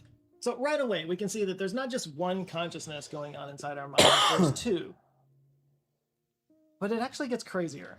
Turns out, it's actually multiple modules inside each of the hemispheres that can display a kind of consciousness. And they have their own things to say. So you remember earlier when I was talking about, trying to imagine what it must be like for these split brain patients when their left hand just kind of randomly does something beyond their control, how weird that must be. Well, Sperry and Gazagana were wondering the same thing. So they began developing tests to see how patients explain these actions. Like the left brain normally has a gigabit internet connection with the right. They're sharing everything. But now it can only get information from seeing what the brain does externally, from the pictures that it points to and the words that it writes and whatnot. And if the left brain is more interpretive and wired to find patterns, what would it interpret from that? Turns out a lot. So in one experiment, a patient was shown a chicken claw to his left hemisphere and a snow scene to his right. He was then asked to choose a picture that related to what he was shown. So his right hand pointed to a picture of a chicken, which obviously makes sense because the guy saw a chicken foot, but then his left hand pointed to a shovel, which makes sense because his original picture was a snow scene. But he didn't consciously see the snow scene. So when they asked him why he selected that shovel, he said, quote, oh, that's simple. The chicken claw goes with the chicken, and you need a shovel to clean out the chicken shed. The left hemisphere, without hesitation, came up with a justification for what the right hemisphere chose. It didn't say, I don't know, which would have been the correct answer. It didn't say, oh, maybe it's this, I'm just guessing. No, it confidently declared chicken poop. And this was a result that repeated itself over and over and over again. In another example, the word music was flashed to the left brain and a photo of a bell was flashed at the right brain. He was then given several images to choose from. These images were all musical instruments, by the way, including the bell. So the patient acknowledged that he'd read the word music with his speaking left brain, and then his left hand, controlled by his right brain, picked the bell image. When asked why he picked the bell over all the other musical instruments, the patient said, quote, well, the last time I heard any music was the bells banging outside here. There was a church across the street. Again, the left brain, having absolutely no idea that the right brain had seen a bell, confidently came up with a justification. One more example of this was an experiment where they flashed the word red to his left hemisphere and the image of a banana to his right hemisphere. He was then asked to draw a picture with his left hand out of an assortment of different colored pencils, so he picked the red pencil and he drew a banana. But when they asked him why he drew a banana, he said, quote, it was the easiest to draw with his hand because this hand can pull down easier. Which, by the way, this hand can pull down easier? What was it? Was it his jerking hand? What? It makes absolutely no sense, but that's what the interpreter came up with. And this was the name that they gave it, by the way. They call it the interpreter module. They also found the interpreter module flux hard at work capacitor. explaining emotional triggers. So, for example, in one experiment, they showed the right hemisphere a scene from a fire safety video where a guy gets pushed into a fire, and the patient just reported that she only saw a white flash, but then afterwards she noticed a change. Yeah, I don't think I mentioned this when I was talking to Mosman, but I did. Maybe I'll throw this in the little biology section. In her mood. She said, quote, "I don't really know why, but I'm kind of scared. I feel jumpy.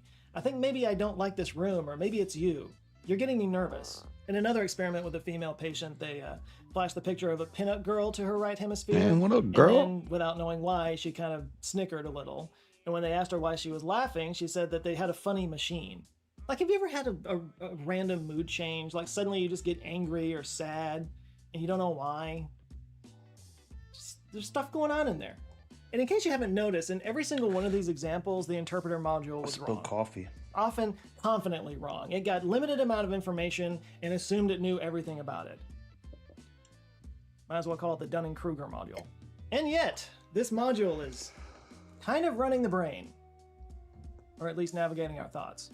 Its further testing revealed that the interpreter module is just one of multiple modules in the brain, all of them kind of black boxes. Like, we don't really know how they make their choices, but they make choices, and then the interpreter module justifies it. Like, for example, fMRI tests showed that different areas of the brain would light up before a... Oh, you mean you're getting all of this from ChatGPT? Shocker. Shocker.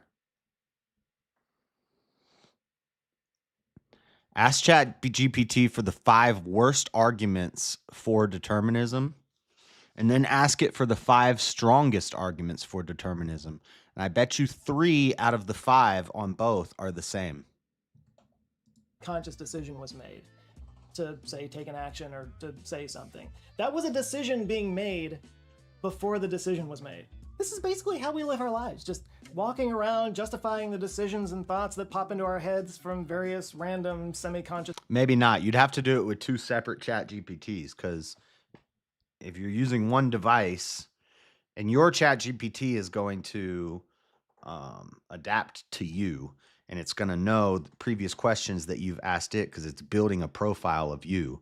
So if you ask it, give me the 5 worst arguments for determinism, and then you ask the same ChatGPT on your same device, give me the 5 best, it's not going to want to give you the same arguments. But if I asked it on my ChatGPT, that if you asked for the 5 worst, and then I asked my ChatGPT for the 5 best, I bet you 3 out of the 5 would be the same. Just modules in our skull. This fact has been such a revelation for me because I don't really think of my thoughts and my actions as me doing it anymore. You know, I mean, yes, it's me. I'll get to the theory of mind around it in just a second, but it's a lot easier to look at your thoughts and beliefs objectively if you don't think of it as being part of you. Like when I have a thought that comes up, I don't know where it came from, so I can just ignore it if I don't like it. You know, it's not tied into my sense of self. My ideas aren't my identity. And it's a lot easier to change your mind on something if you don't have it tied to your identity. Also, once I understood that our brains are just constantly justifying things, just justification machines, basically, I find myself often just kind of pausing and asking myself, like, what am I justifying right now? Usually when I'm procrastinating on work. Like, here's a crazy thing that we do. Have you ever noticed, like, that you felt anger or annoyance at someone after you've hurt them in some way? I mean, like we've all done it. We hurt people's feelings. We failed to live up to a promise, betrayed someone. It happens. That's life. But there's a... I'll give you 3 of the worst arguments for free will. First, we make choices all the time. I choose Cocoa Pebbles over Fruity Pebbles in the morning. That means I have free will. We make choices. Every time you make a choice, every time I choose to start up a stream, I'm using my free will. That's the worst. Second worst, there's no point in debating. There's no point in having conversations or arguing anything. There's no point to it. What's the point? That's the second worst. Third worst, and this is actually, okay, no offense to Easy, the Doctor Strange argument is actually a good argument if you believe in the multiverse. But then you need to explain the multiverse and you need to justify a multiverse. If you don't believe in a multiverse, the Doctor Strange argument is a horrible argument. And I don't think Easy believes in a multiverse. Maybe he does. Some Christians believe in a multiverse. But if you don't believe in a multiverse, the Doctor Strange argument is garbage. Psychological phenomenon that happens where, like, we know we hurt someone. I think it would be interesting if he did his there's 3 pathways, and one pathway leads to this, and one pathway leads to this, and one pathway leads to this, and God knows the end of every pathway, but you're free to choose which pathway you take. This is what I call the Doctor Strange argument. If he did that argument, the first rebuttal somebody should do is say, so you believe in a multiverse. You believe in possible world. You believe there's multiple possible worlds. And there's a version of me wearing a red shirt. And the universe is infinite, right? So there's a version of me wearing a red shirt somewhere where I go down one path, and there's a version of me wearing another shirt where I go down another path, because I could have, and this is a Christians, another definition of free will that people commonly use is the ability to have chosen differently. And so this is where you get into the whole idea, if we could go back in time, could things have played out differently? And if their answer is yes, and it has to be, if they believe that free will is the ability to have chosen differently, then you say, so if we went back in time, could things have been different? Like, could a rock rolling down a hill that, rolls to the left, could it have rolled to the right?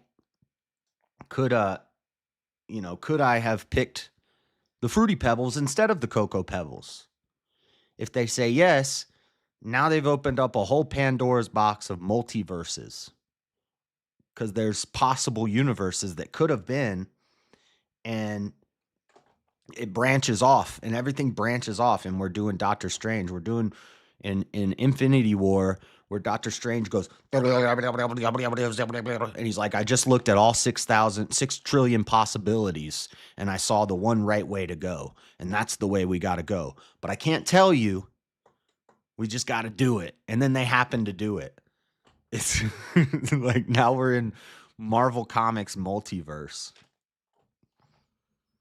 Determinism, when you decide, hell no.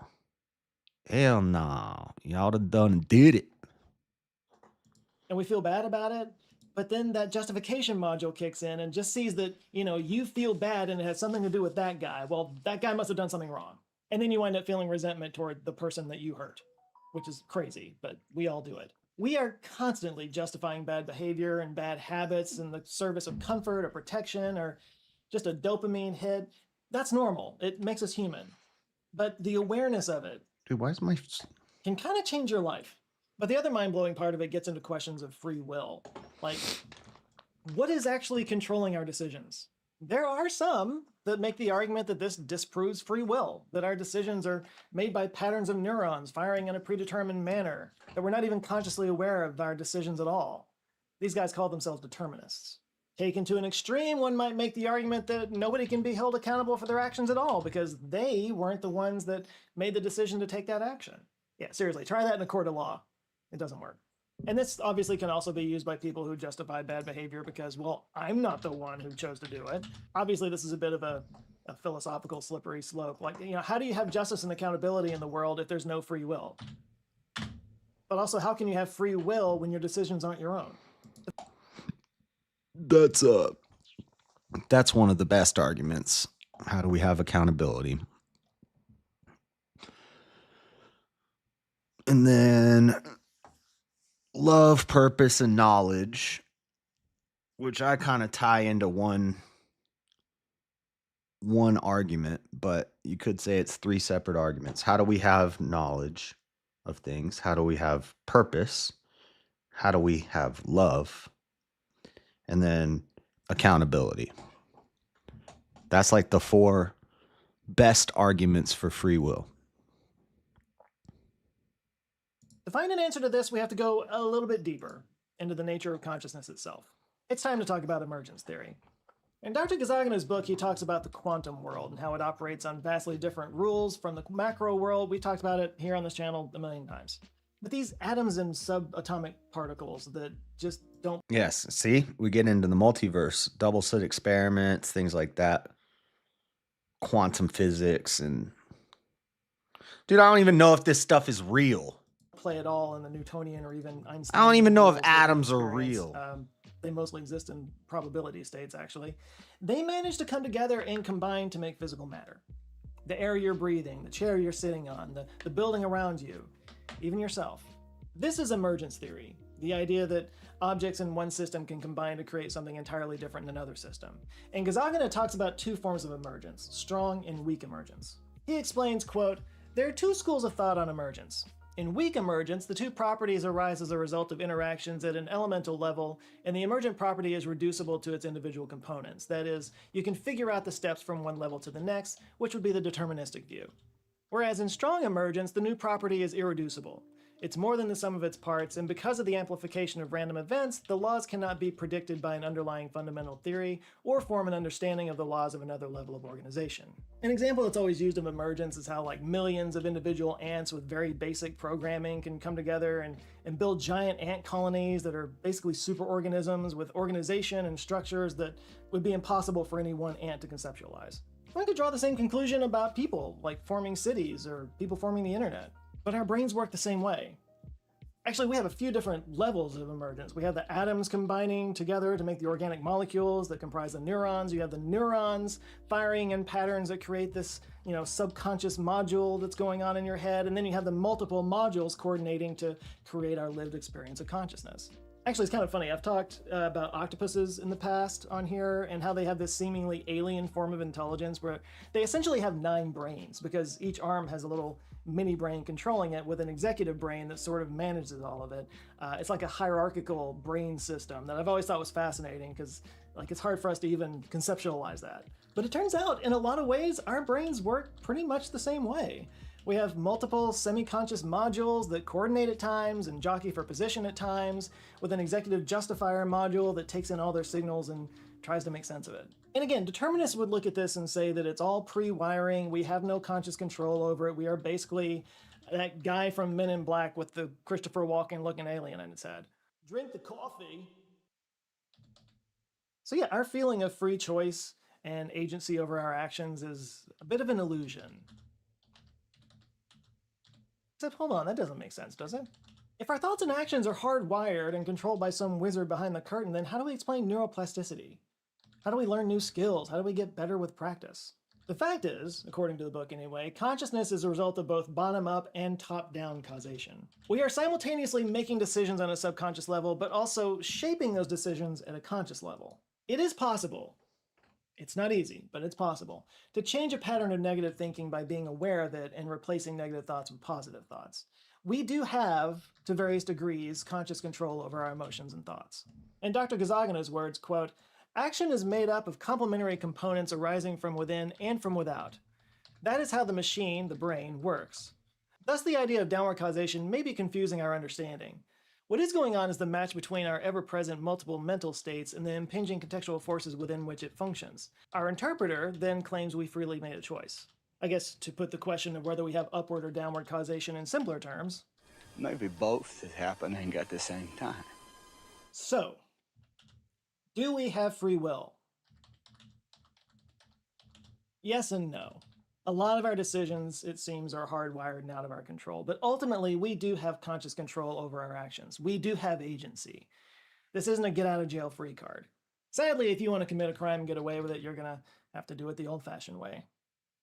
Be rich. Anyway, there's a lot more in this book that I couldn't fit into this video. It goes on into how our brains work socially, how we have mirror neurons that cause us to mimic other people subconsciously. It's a fascinating book and definitely worth a read. I'll put a link down in the description.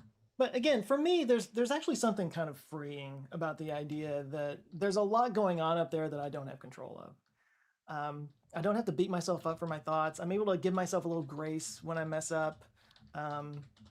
It's just a much better headspace for me. Yeah, ironically, the idea that I'm not totally in control is kind of freeing. It gives me objectivity and it makes me a lot less reactive. I truly believe that my life has been made better by having this understanding. And that's why I talk about it so much. That's why I made this video, because I genuinely think it can help you too. And even at a societal level, like if everybody had this understanding, I think we would be a lot better to ourselves and we'd be a lot better to each other. Something else I can honestly say has made my life better is developing new personal hygiene habits. Specifically, when I stopped using cartridge razors and started shaving with this bad boy, the Henson razor. So here's the deal. If you were born after 1970, chances are you never actually used this kind of razor. You probably used one of these cartridge razors. And that's because right around that I time, don't want to hear about shaving your razor companies, ad. started scamming us. That's right. I said Okay, the video's over.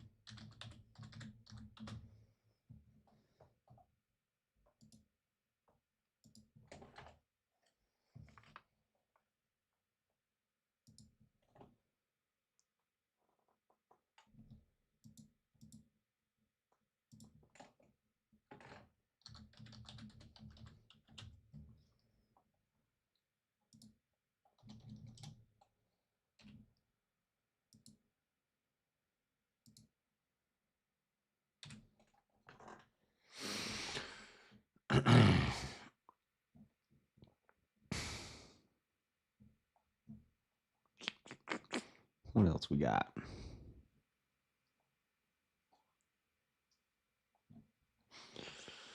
What else we got?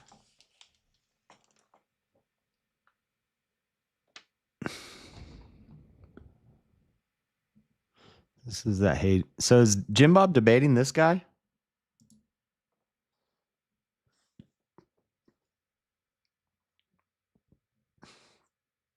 I don't use Chat GPT. You just said you use the previous comment right before that comment says, I just asked Chat GPT. Then you say, I don't use Chat GPT.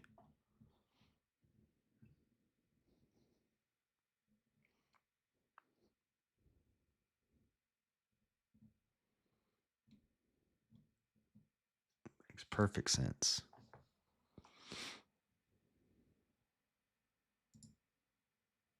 In his research, Dr. Morrison identified a paradox. I haven't seen this yet. A Not moment. this, but Can you help me understand reason and reasoning without free will? Yeah, well, this comes up a lot, actually. This is really interesting because the idea is that, okay, suppose you have like two options to consider. Okay, 2 plus 2 is 4 and 2 plus 2 is 5. And in order to use reason to deduce the correct conclusion, you have to have free will because you have to look at both of them and you have to decide like which one is. yeah, and this is the idea that you can't have knowledge without free will. You can't know something because you were determined to know what you know. So if you're wrong, why is free will a prerequisite to being right or wrong? Regardless of if you have free will or not, you're right or wrong. Doesn't matter if you were determined to come to the wrong answer, you're still wrong. You're not right because you were freely willed yourself to choose the right answer. I don't think that's as good as an argument as people think it is. Is true, or which one is more reasonable, right? Like, is that kind of what you're getting at? Well, I suppose, yeah, just when you say like to deduce, it seems that there's like a person doing a thing called deduction and aim at a thing called truth.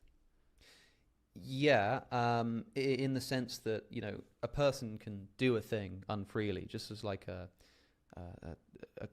car can roll down a hill without being free, right? So the question is, are we acting freely? And the easiest way to answer that question is just to analyze what goes on. It's like, okay, 2 plus 2 is 4 over here, 2 plus 2 is 5 over here. Why do you believe the first one is true and not the second one? It doesn't feel to me like I don't want to give my answer to this. Let's see if Alex's answer is the same as my answer. it's a choice that I've made. It feels like I've just been led necessarily into the arms of a conclusion. Like when I convince you of something, if I had a more complicated mathematical syllogism that you were like, oh, I don't know if that follows, and I went step by step through the arguments. Like, you know, you've heard of the Monty Hall problem? I haven't.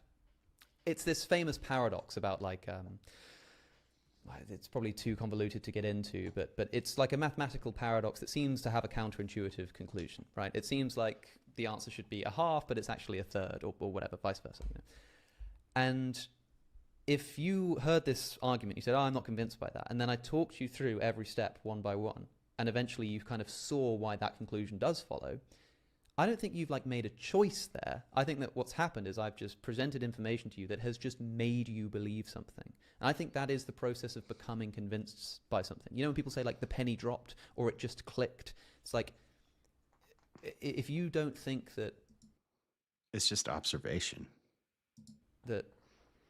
Suppose you didn't know what multiplication was, and I said 3 times 3 is 9, and you were like, I don't know if that's true, I don't agree with you, and then I said, well, it just means 3, add 3, add 3.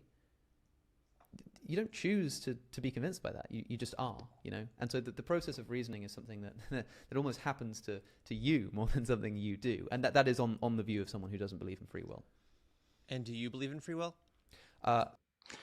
So,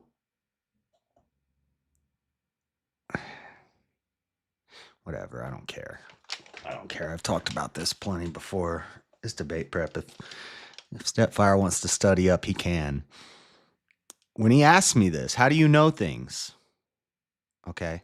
Maybe I shouldn't do this. Maybe I should save it. Yeah, I'll save it. You're going to have to watch the debate. So no, I've for a long time been pretty dubious of the concept in principle. However, I do, rather boringly for a lot of people, I kind of leave room for agnosticism on just about everything these days. And that does include free will. And the reason I say that is because if you take something like consciousness, this is a huge mystery to me. And I've spoken a lot about how like I think it's a really big trouble for materialism, consciousness. Like it causes a lot of problems, right? And I could present some argument that consciousness is impossible. I could say that material doesn't give rise to non-material properties. That doesn't work. I could pull up a great syllogism. I could produce a whole argument and say, see, consciousness is impossible. And yet, I just am conscious, and that's a mystery. There might be something like that going on with free will. Like maybe all of the arguments that we put forward are very compelling. Yeah, free will can't exist. And yet, through some mysterious thing or capacity that we don't understand, like we have it anyway. Like that's totally possible. So I want to clarify that by saying I leave room for that. You know, it's possible that free will could exist in some way that is beyond our rational comprehension. But if you're looking for like arguments, if you're looking for to deduce something reasonably and whatnot, then I think the arguments point towards no free will. So then if there's a difference of opinion between two people, Mm-hmm. and they're looking at the exact same information, how do you explain that if it's literally just a matter of input equals output? Because it's never quite as simple as that. Like if you had two genuinely identical situations, like if I had two computers that were built in exactly the same way in the same factory with the same materials, and we presented to them the same problem, they would give you the same answer, right? The reason why two people can look at the same thing and come to different conclusions is because they're different background information. They were brought up differently. They've got different embedded assumptions. They've got different experiences. Even if they're like identical twins, no two people live an identical life. The only way to make those two people actually identical is to make them identical. And then it's just one person. It's not two.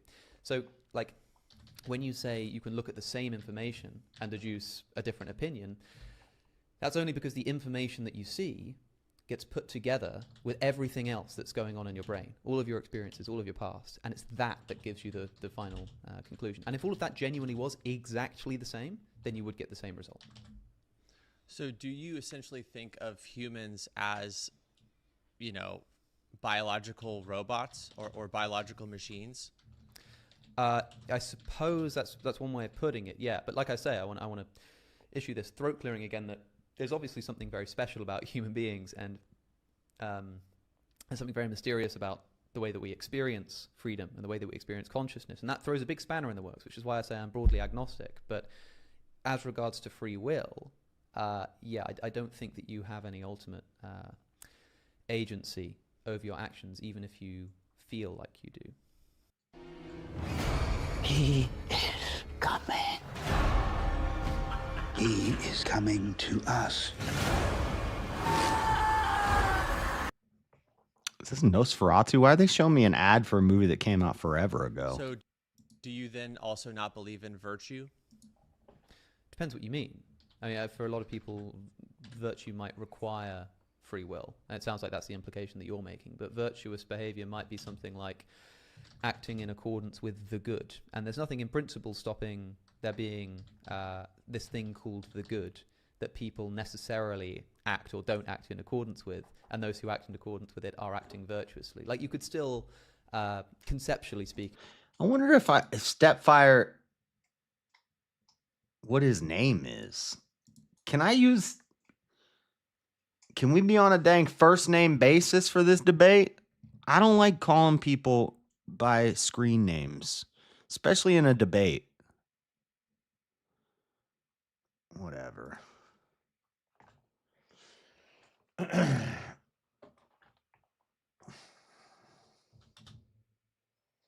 I want to do this?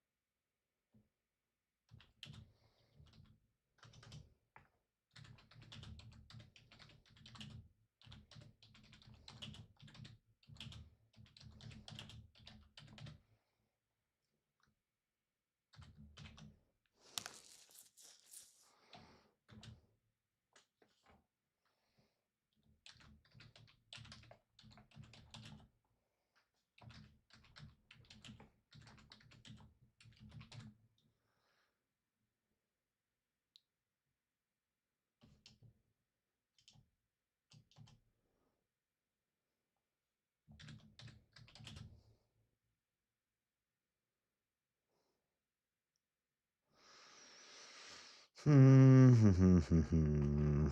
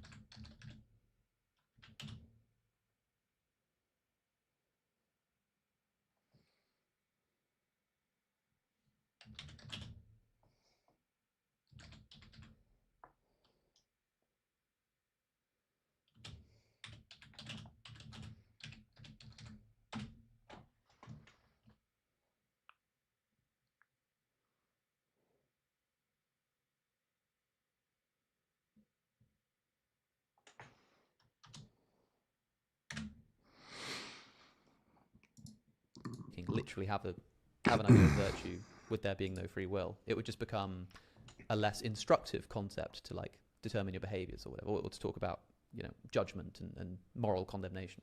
But it's still possible that it could exist. It would disservice the idea of virtue though if by Did you see his new spokesperson for the family? The speech he did where he mentioned his organization like 28 times.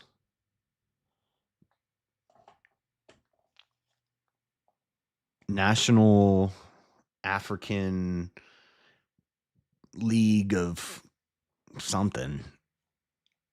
And he keeps saying it over and over and over again. And by the way, we have a donation page set up, and you can go there and donate to National African American League of Safety or something like that. And he said it over and over and over and over again. It's crazy. Crazy. And did you see there was a black school shooter recently? He shot 5 people. There's 2 school shooters this week. One of them was a white kid who got kicked out of a conservative club at his college for being too conservative. So you know they're going to harp on that. But the other one that the media is not talking about, let me find his name.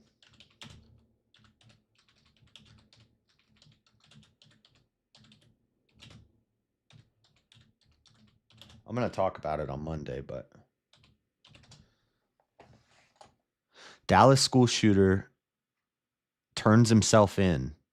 17-year-old school shooting suspect turns himself in Dallas. So this is a black kid who injured 5 people because they're not very good at aiming. They hold the gun sideways like O-Dog. He injured 5 people at a school, shot at it, and then he turned himself in. And in the post on Facebook, I went in the comments to say, I bet he's gonna get bonded out and get a new house soon. And I went in the comments, and everybody in the comments was saying the same thing. And I was like, okay, that's a good sign that people are seeing. Why did he turn himself in? Why do you think he turned himself in? Well, because he knows if he turns himself in, he comes in and says, guys, I did this. I'm sorry. I was feeling bullied. It was a mistake. Then maybe he'll get bonded out in 3 days and he can make $1 million and he can get a new house. And I'm sure the ambulance chasers. I used to be Benjamin Crump. Now I guess it's this new guy. And also the new guy, the spokesperson, has a lengthy criminal record. He beat up a toddler and a woman. Lengthy criminal record. That guy's going to rush to his defense. The ambulance chasers. Crazy. What a brave young man. I know.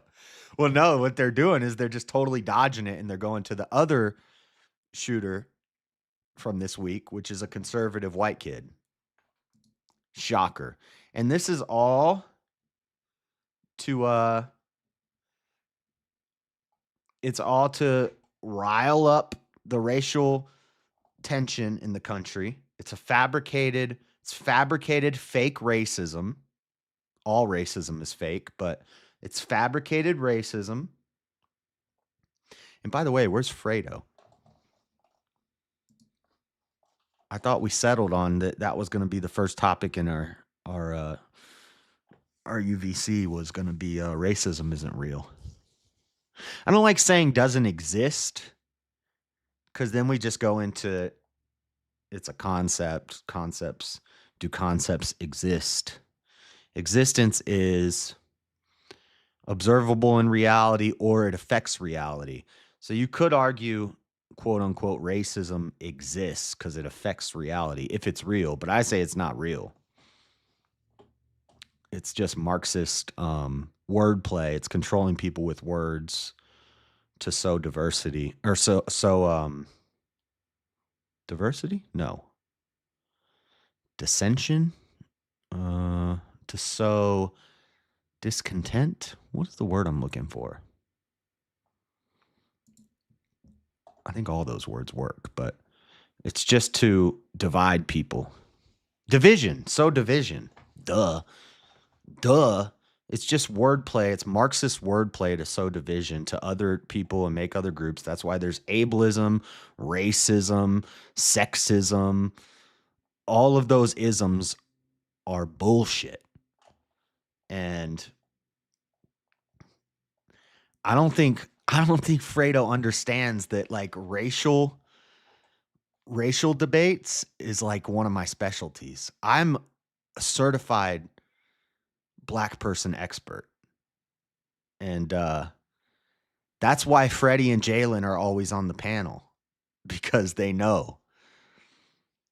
I've kind of backed off of it. But if you watched me when I started streaming 3 years ago, we went hard in the paint for it's what JLP talks about and says all the time, except I argue it much more intelligently than JLP because I'm a white guy. So I use JLP's much more simple with it. I go a little deeper, and I have examples, and I have evidence, I have Everything. And I already did a debate with Jalen about it. Regardless of if Jalen sucks at debating or not, I still presented my arguments very cohesively. And even though the whole audience disagreed with me at the beginning, the whole audience said that I was right at the end. At the beginning, like 70% of the audience said racism is real. Then at the end of the debate, like 80% of the audience said that I won the debate. Even though they didn't agree with me, they still thought racism was real, but they said I won the debate. Because it's hard to get people. It's the same thing with feminism. Feminism is also Marxist. It's othering groups and separating all these people into these different groups, and then you make up an ism: anti-Semitism, ageism, sexism, feminism, misogyny, racism. It's all just nonsense. All it really is dumb, angry, hateful people. And they hate themselves more than they hate. Nobody hates somebody just because of their skin color. That's stupid. They hate people because of what they've seen portrayed on TV, what they've been told by other people, the culture. They don't like the culture. They don't like the way they dress. A perfect example is in my high school, it was mostly white people in my high school. I lived in the country, a lot of rednecks, a lot of preppy white kids. You had the preps, you had the jocks, you had the rednecks, and then you had the black people, and then you had the Mexican people or the brown people. And everybody clicked up in high school. Everybody clicked up. But there were white kids, and I don't know if you're allowed to say this on YouTube. Should I do a soft A? Wiggas? You know what I'm talking about? You know what I'm talking about? The white boys that, you know what I'm talking about? Well, they would hang out with the black people clique. And they would wear Sean John and a Nietzsche, and they would drive a Cadillac with two 12s in the trunk, and they'd be bumping some Wheezy or something like that down the road, and they'd have rims. They'd hang out with the black people. Then there was a couple, not a lot, but there was a couple black guys who would have a big jacked up truck. They'd be listening to I don't know, Garth Brooks. I don't listen to country, but they'd be listening to country music. They'd have a dip in their lip. They'd have Dixie jeans on and a Dixie Outfitters shirt with a rebel flag on it. And they were black. And they would hang out with the white rednecks. The hard W. They would hang out with the white rednecks. And the white kids who dressed and acted more, diverse would hang out with the black kids. So it wasn't about skin color. It was about what you're into, what you like, how you act, how you talk, what music you listen to, what kind of car you drive, what kind of clothes you wear. It's not about skin color. You can go to any hood and there's always a white guy in the hood that dresses, talks, acts like black people. And they fit in. And they get N-word cards. And nobody cares. You see Malibu's Most Wanted? He was a hero by the end of that movie. It's not about skin color. And then I'll save this if we end up doing this debate. Well, I don't have to save it because I already have the debate on my channel. So everybody knows I've already talked about this before. Daryl Davis spoke like an educated white man. So he would talk on the phone to the KKK leaders, and he would talk to them, and he would write them letters, and he'd say, "Hey, I want to join your chapter. Can I come hang out? When's the next Dungeons and Dragons game in your mom's basement? I want to come visit.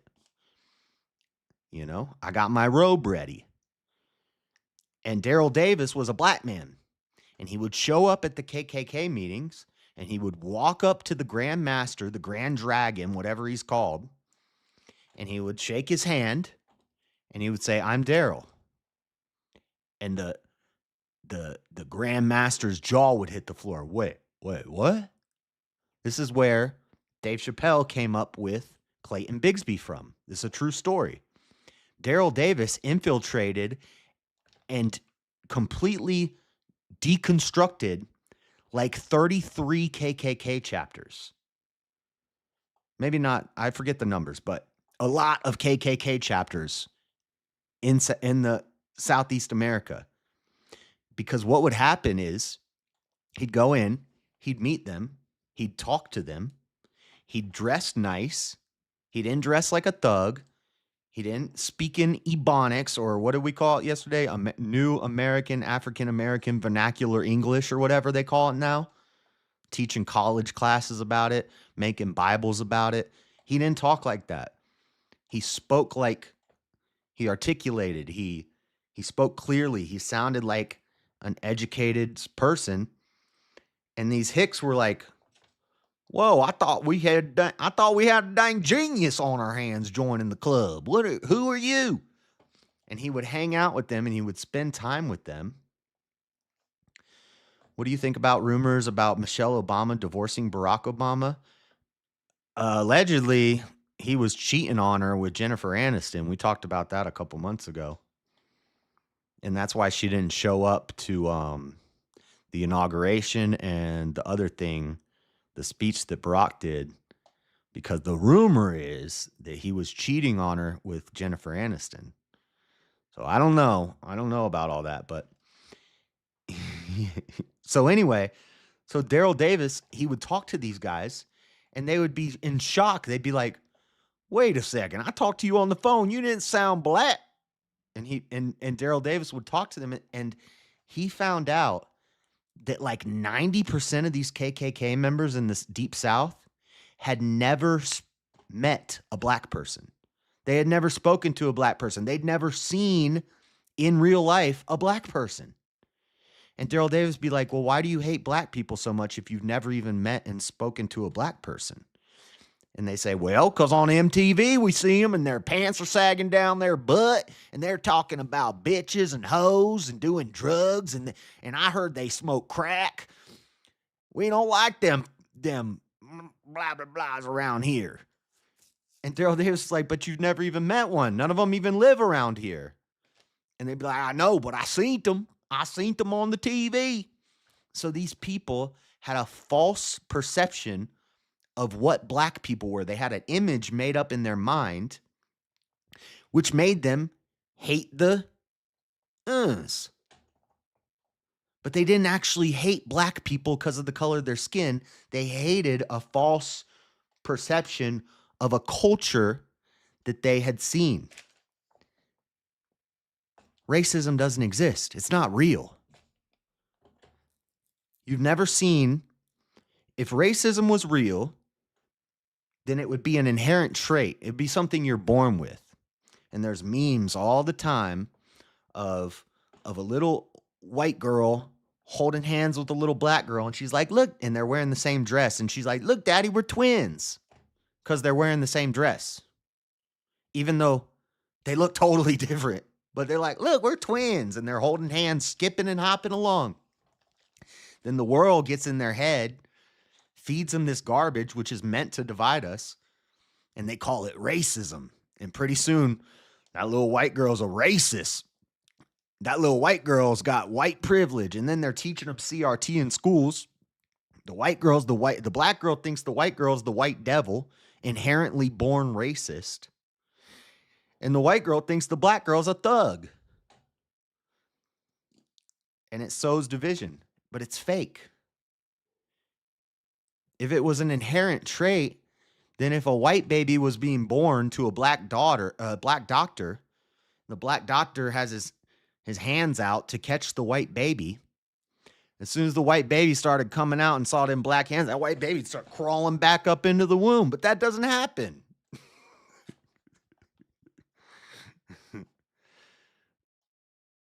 Did you interview Matthew Lawrence from Boy Meets World? No, why? Are you, maybe you found me through the short that I did? Because that short, I did a short about the guy from Boy Meets World when he was talking about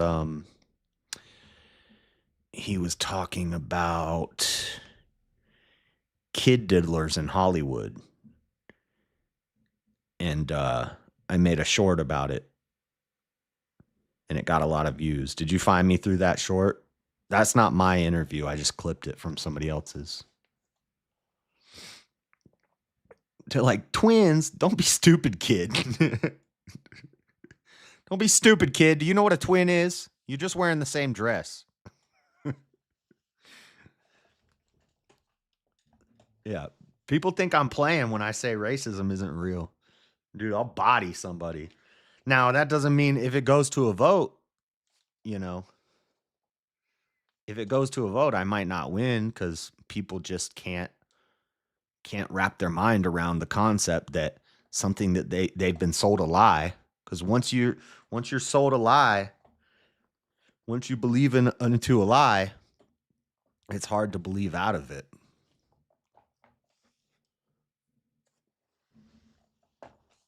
Straight up. Straight up. When's Easy gonna start streaming, man?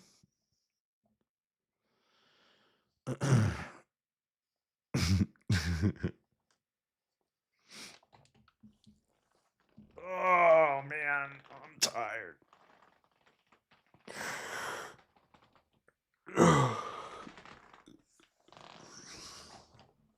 Okay. All right, back to the phone.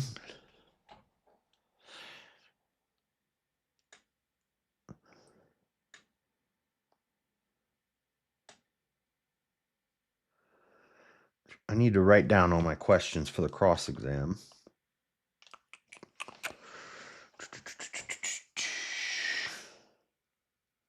I'm not going to type these. I'm just going to write them on paper. Okay.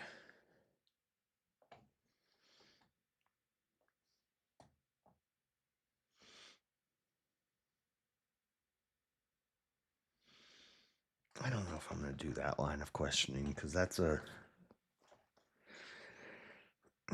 like a theological line of questioning that leads into some Calvinist ideas. But it is kind of interesting.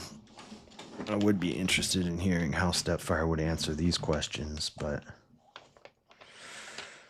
I think I'm going to start with this one. No, we start with this one. Sorry, I can't tell you what I'm writing.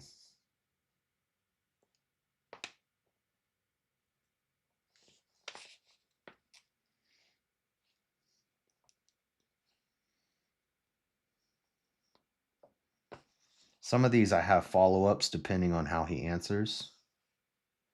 Some of them I'm just going to wing it.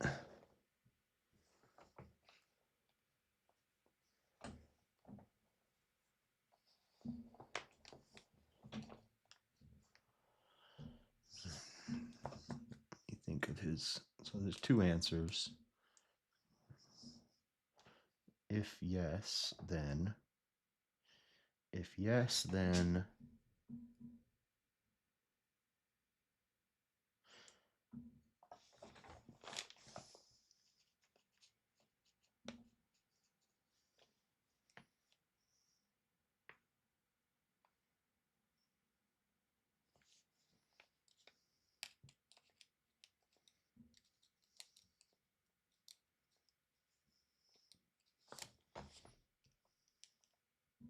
I need to write clearly. I'm writing sloppy.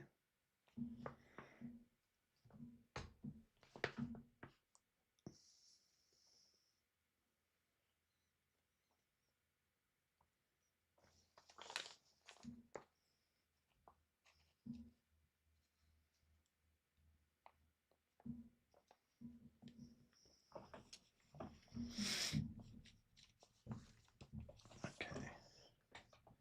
Need to do this like a flow chart. Question, if yes, follow up. If no, follow up. If no,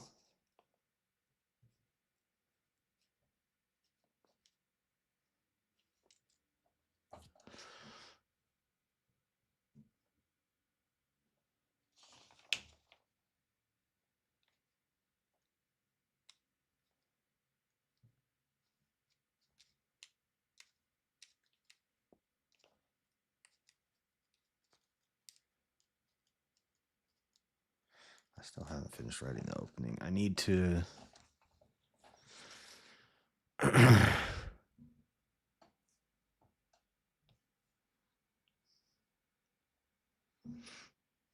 two D's.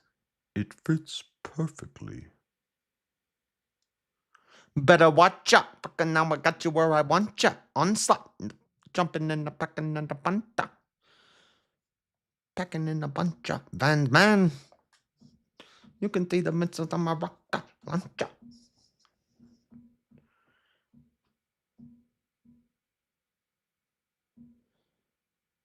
Who'da knew the Buddha do what it's done to me?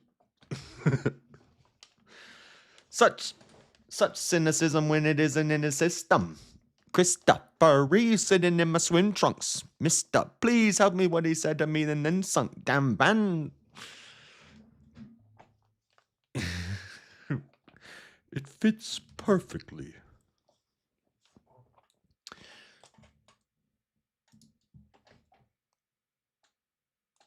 Stop quoting my favorite documentary. You see, a pimp's love is so much different than that of a square. Pimps don't cry. Pimps don't cry.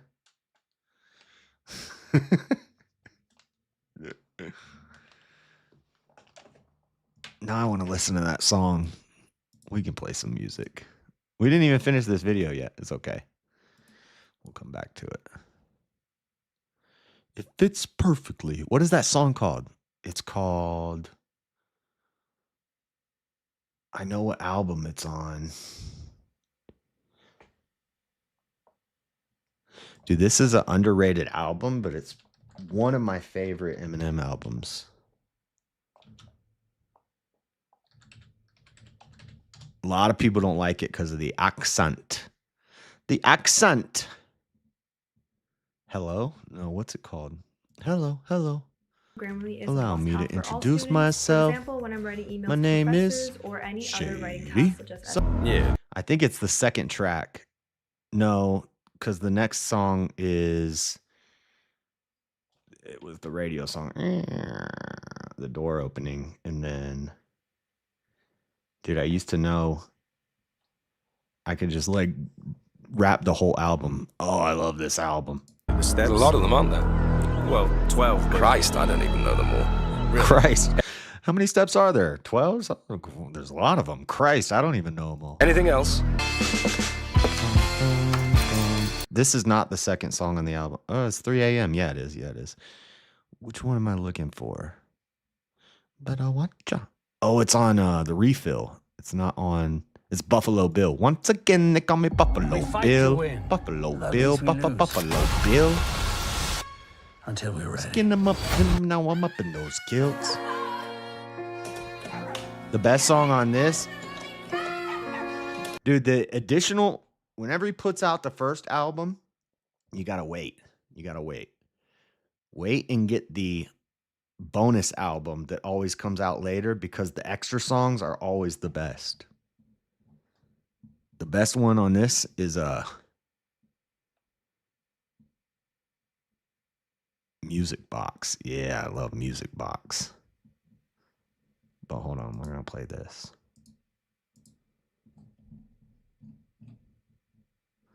My Music Box. My Music Box. This is Buffalo Bill.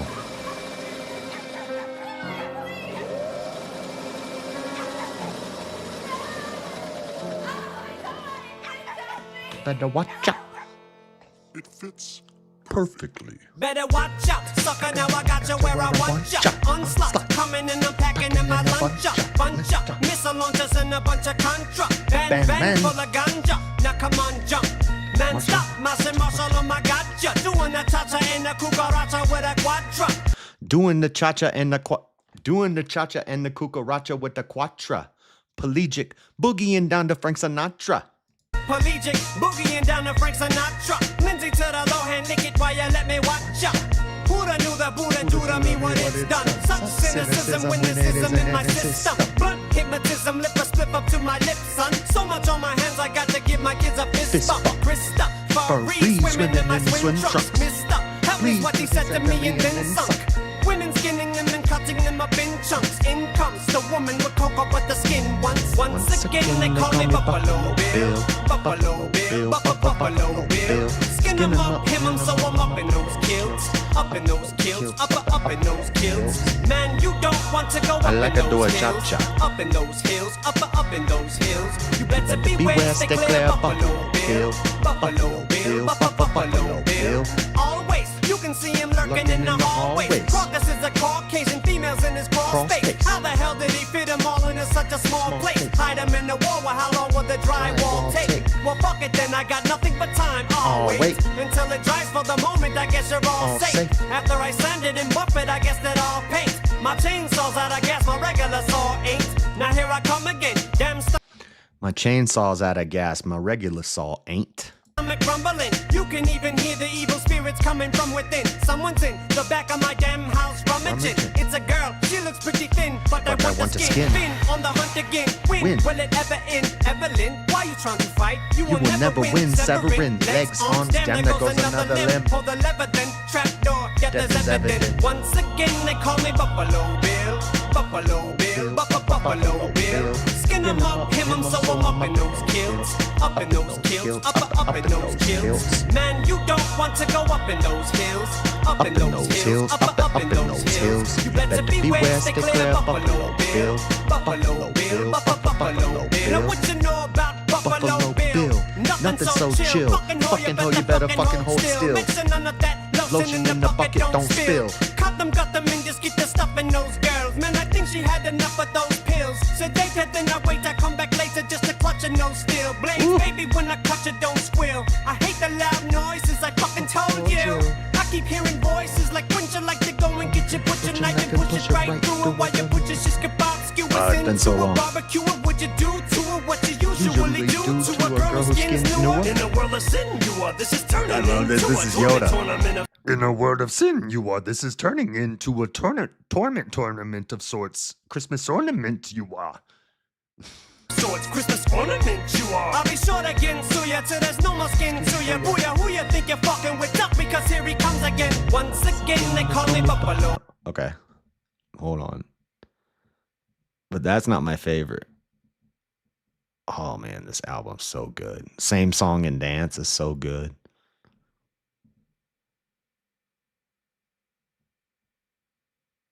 But this is the best one.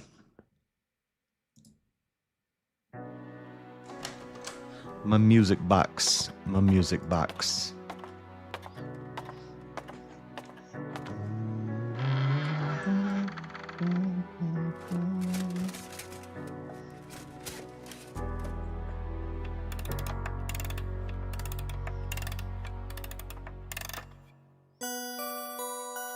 Yeah, girl. Can you hear that?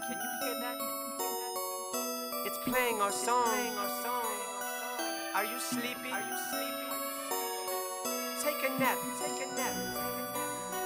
You're not afraid of the dark, are you?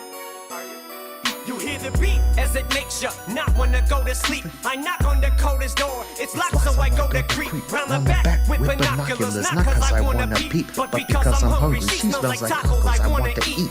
Visions of hot, smoldering marshmallows, also sweet with sugar plums. Oh look, here comes Marshall, he's on your street. He's placing hot, smoldering charcoals beneath your feet. Now walk on them. He's dancing with carcasses cheek to cheek, like a Thanksgiving turkey, a holiday ham, cinnamon sprinkled on toast, strawberry marmalade jam, flavor my favorite graham crackers with John Benet Rams. I guess a modern day Jack the Ripper is all that I am. My music box alone, I see the girls asleep, but my music box love, keep calling me. My music box you mean the world to me. So my music box, my music box, my music box, I see the girls asleep. My music box, playing a song for me. So my music box around and do a world for me. My music box, my music box. I almost look comatose. Who wants to be sober gross? I foam like a Doberman. Mouth open, I overdose. Put coke up my nostrils and both my holes, then I plug my nose. Quadruple in size, eyes are so bugged, I know. I put on my mother's makeup, get naked and run around, waving a gun around. I think I'm down to 100 pounds. Dude.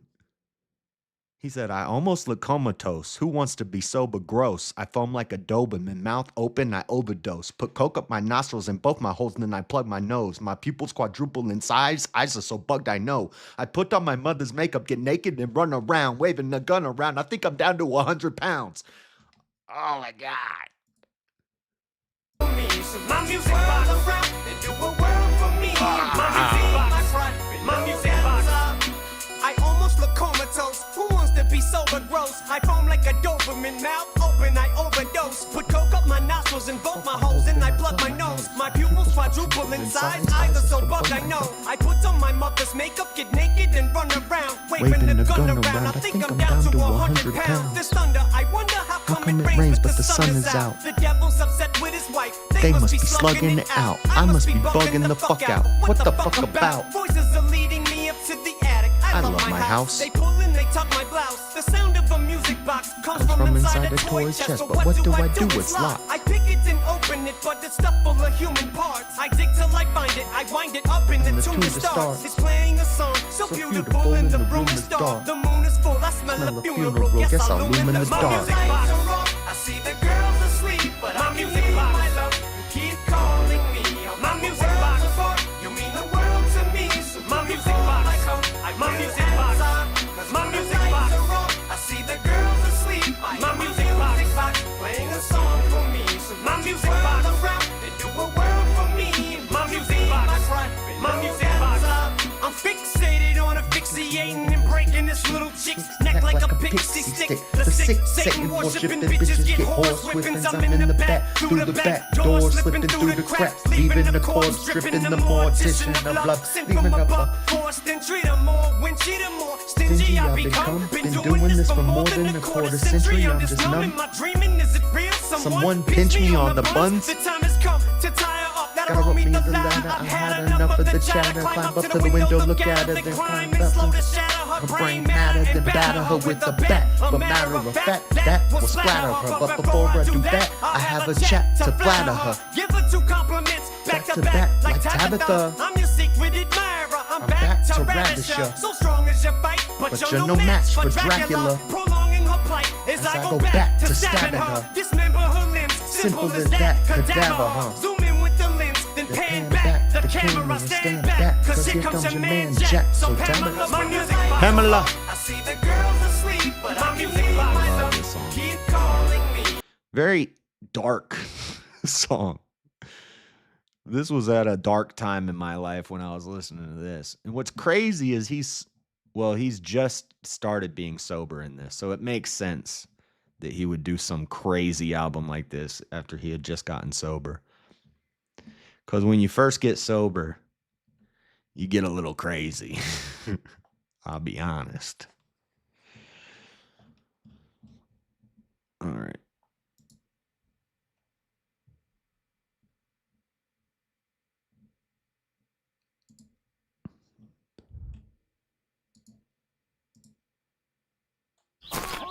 Music stream. Huh?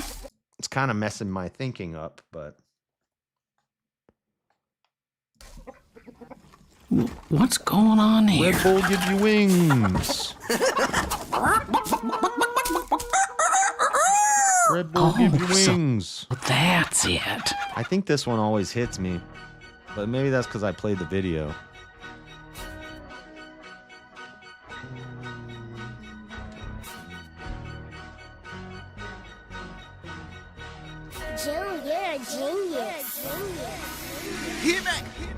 Heard somebody said I want pop. Well, they misinformed, I got 100K in my pocket. I be outside, your cargo. Young nigga shooting like hard. Beg your pardon. I just put the paddock on the throwaway. Shout try to take a nigga solo away. Beg your pardon. Big body roll, give me road race. Swerving in an Aston Martin. Nigga, beg your pardon. Heard somebody said I want pop. Well, they misinformed, I got 100K in my pocket. I be outside,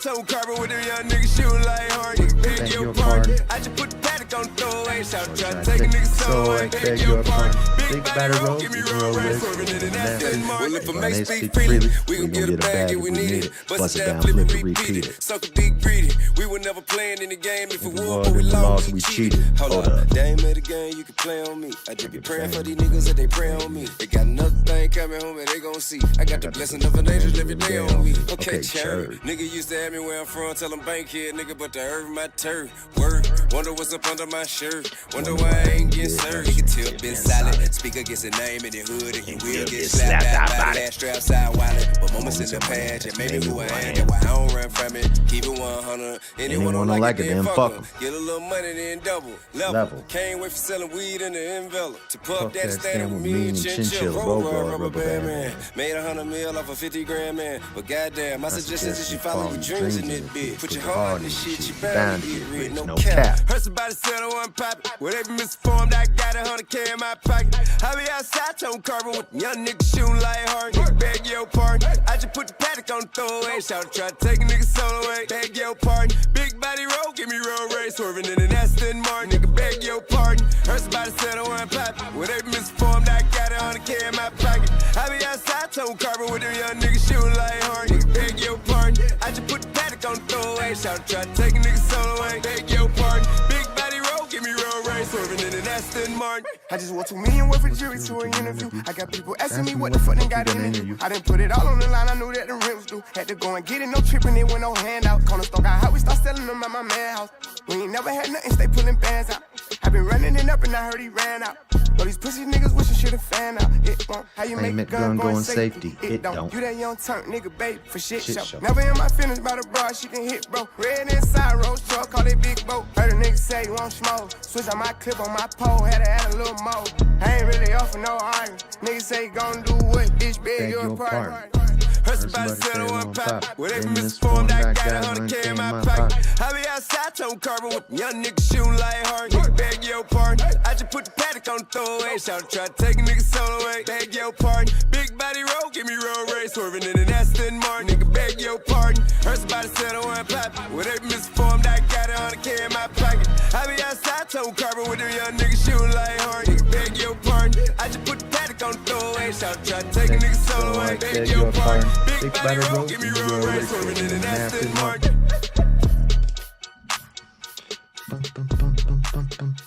Bluegrass addict. About to have pasta and sauce.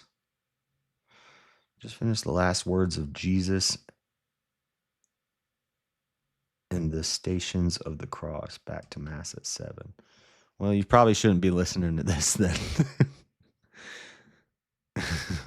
This music is not gonna be spiritually uplifting for you.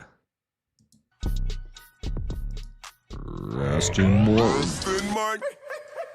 Shut up. Suck a nigga, get up. Crazy in your head, thinking you can get a hit up. Foreign. Automotives all in my lawn. Yawn. Did this shit so long it getting boring. Tap to the culture, made a motherfucking lifestyle. Shout out to my nigga doing trap music right. You know, we ain't with the hype.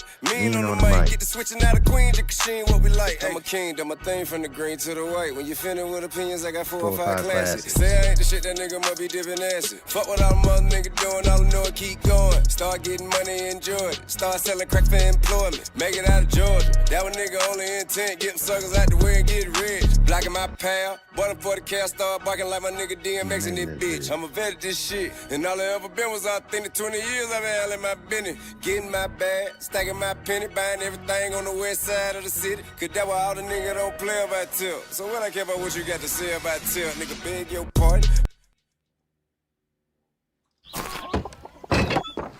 Huh?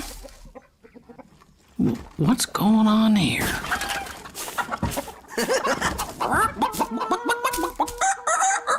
Okay, let's go back to this.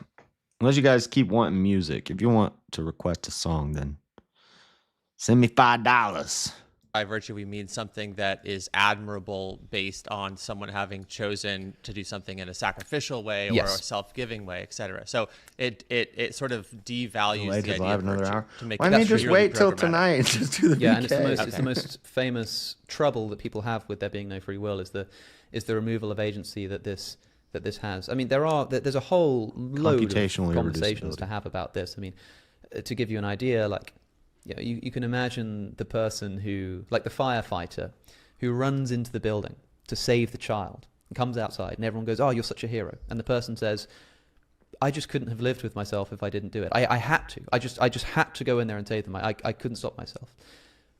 We would think that person is more virtuous for their saying that they just had to go in. They couldn't help it. But what are they saying there? They're saying that they were sort of doing it for their own sake, crudely speaking. They're saying that there's something that would that just made them feel like they have to go inside. And in some contexts, we see this almost feeling that you didn't have it, like something just came over you and you just had to do it as an increase in virtue. But in this abstract sense, we see that kind of thing as decreasing virtue, right? So there is a lot of conversation. But that would only increase virtue in the scenario of free will, because it would mean that that particular person had such a good heart that they were so strongly compelled to do it that they almost couldn't do otherwise. And that language resonates if there is free will. However, if you reduce it in a non-free will scenario, then I couldn't do otherwise is like, well, then why are we clapping our hands for you? Exactly. But then you have slightly then shifted what you're saying, which is no longer, if you believe in free will, it's no longer quite, we admire that you made that decision. We say we admire that you've got a good heart that made you make that decision, which is a slightly different thing, because you're not admiring the choice they made, right. You're admiring their character. And that's what virtue ethics is all about, by the way. It says, like, it's not so much that we admire the thing you've done, it's that we admire the virtuous... And in that case, you didn't do it out of free will. You didn't do it out of free choice. Your nature, your good nature, made you do it. You didn't even think about it. It's just something you just did because of your nature. And that's what Alex is missing. Alex is so close, but he's missing God. Like character. He's missing the influence of good and evil. That indicates, and that's the thing that's admired. And that's actually a lot more compatible with the no free will thing. But I think that the admiration of the heart only makes sense if there is free will, and so if you're, I would say that firefighter was determined to save that life because his nature was of God, and God knew he was going to run into the fire and save those people, even if it means he's giving up his life for them. God knew that was his time, and that it works out for the good. And even when people do horrible tragedies, like it says in Joseph, what they meant for evil, God meant for good. And maybe we'll get into it with Setfire if he wants to talk about, because, that's the main hitter question. I got to hold some cards, but I think either if you're going to talk about the internal or the external, I think they both are commendable on free will, and neither are commendable without free will.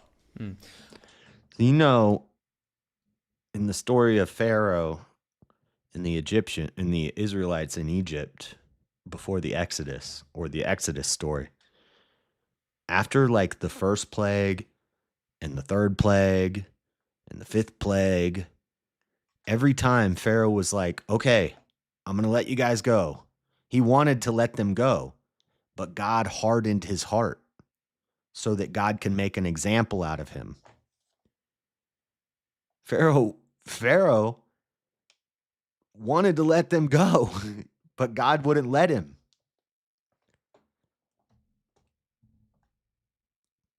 I think that the reason I say that you've shifted it from the action to the heart is because we've essentially pushed the problem back, which is now we have to decide, did you decide to have a good heart or a bad heart? And again, as a Christian, as someone who believes in free will, you say, oh, of course, it's you choose. You might not choose crudely, I'm just going to have a good heart now, but it might be something like, well, you can develop a good heart through making the right decisions.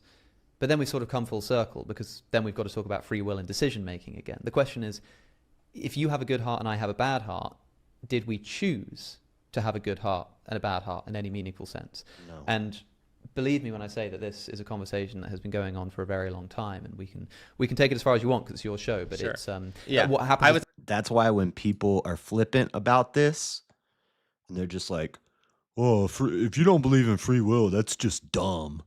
Hey, why are you even debating? That's just dumb. If they're flipping about it, that's like smooth brained. This is like probably the greatest philosophical question, the most debated topic, other than does God exist? Is there a God? Other than is there a God? Is there something that created the universe outside of us? Free will is like the second most debated topic in the history of the world. So when people are like flipping about it, and by the way, just so everybody knows, I 100% subscribed to free will for about 32, 33 years of my life. So just so everybody knows. So I know the other side. I understand it fully. The same problem kind of keeps arising at different levels. It's at the level of the action, then at the level of the heart, then at the level of like the soul or whatever, and the question just keeps arising. Whatever it is that determines that action, were you in control of it? And I think that ultimately the answer is no. Got him. Got him. And that's what one thing a lot of people don't understand is that if you say, I chose this because I wanted to, so that's free will. No. Your wants, you don't control your wants. That's why Schopenhauer said, you can will your choice, but you can't will your will. You can choose what you want to choose, but you can't choose what you want to want.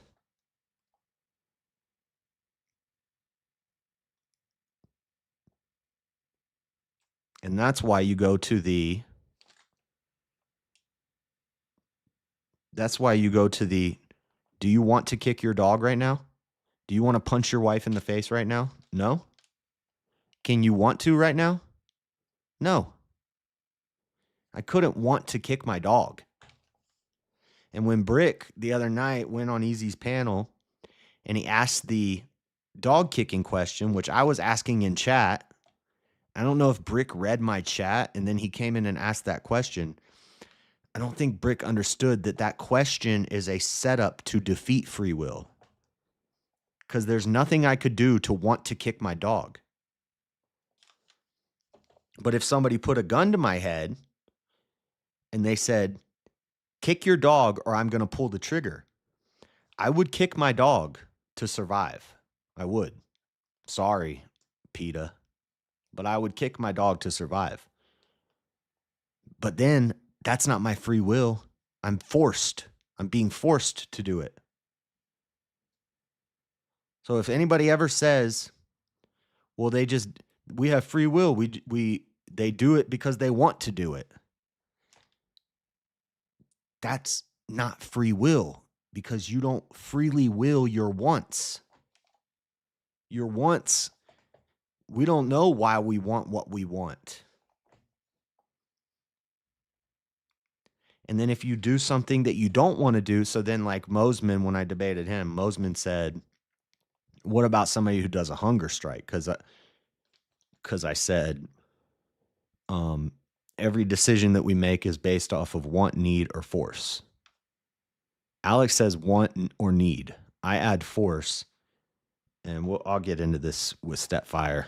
I'm going to kind of expand on it more than I did with Mosman. By force, I don't just mean somebody has a gun to your head. By force, I also mean God and Satan, good and evil, metaphysical forces outside of our comprehension. It's not just physical variables. It's not just the universe. It's not just, this butterfly flapped its wing 20 years ago, so this thing happened, so this thing happened, so this thing happened, and it set off an inevitable chain of events that led to this moment where I make this decision because of what happened 10,000 years ago.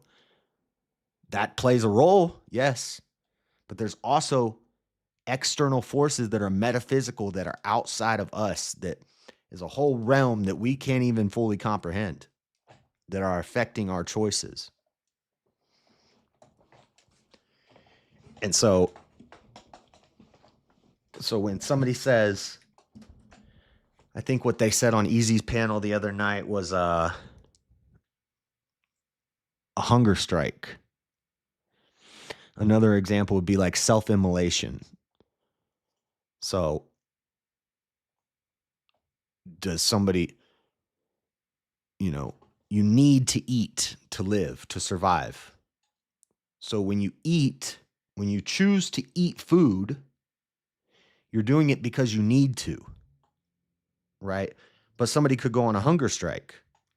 Well, that means that their want to prove the point of whatever point they're trying to prove by going on a hunger strike outweighs their need to survive.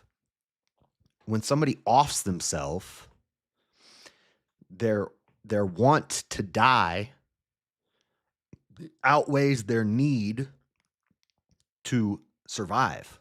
So they off themselves. And to think that somebody who's got a pew-pew to their dome piece and pulls the trigger could have just not, that's crazy. Why would anybody do it then? There are forces at play constantly all around us. And to think that we're in control of anything just blows my mind. I have a little dog, but I also have a bad knee. My dog should be able to handle it. Okay, what's the other questions? So that line of questions there. I still need to finish writing this opening, but I got the main chunk put together. Then it's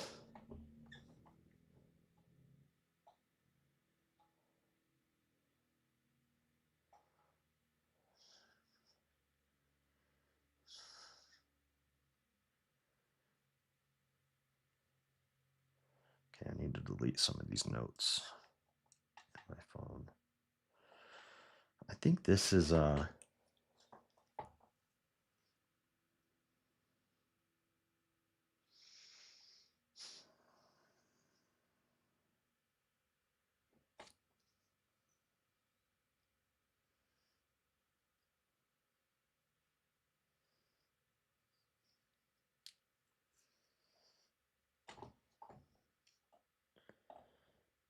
delete all this.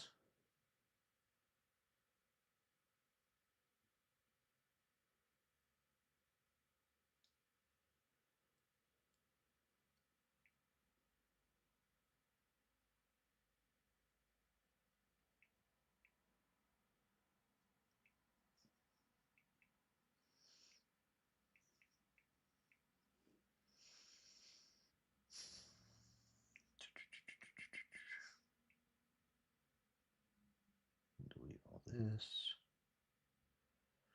I have like a ton of little things written in my phone, and I'm trying to just put it all together. This might be something for a closing statement, not for the opening.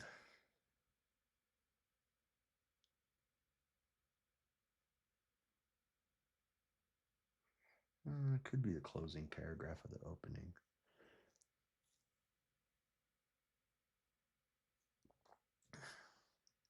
Then I have some answers to some questions I'm expecting him to ask. I have a syllogism. So I need to put the syllogism in my opening.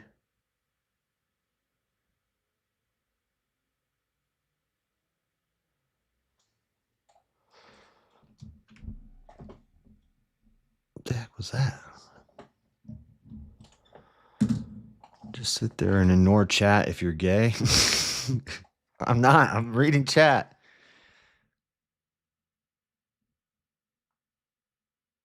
About to have mid music. Dude, you probably listen to freaking Imagine Dragons. Imagine dragging these nuts on your face.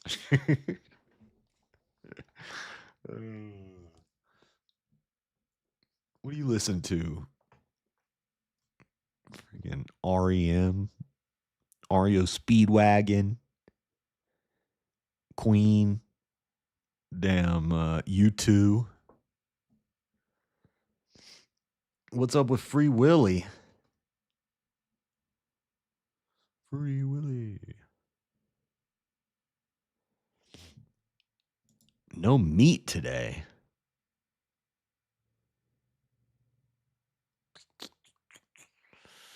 Insane lost media that you'll never see. Well, I'm about to see it. Now I gotta click, because now I gotta see it. So last night he used. Shut him. up! Honestly, nothing Get better than out when of a guy. here with that. Wait, this is that same guy.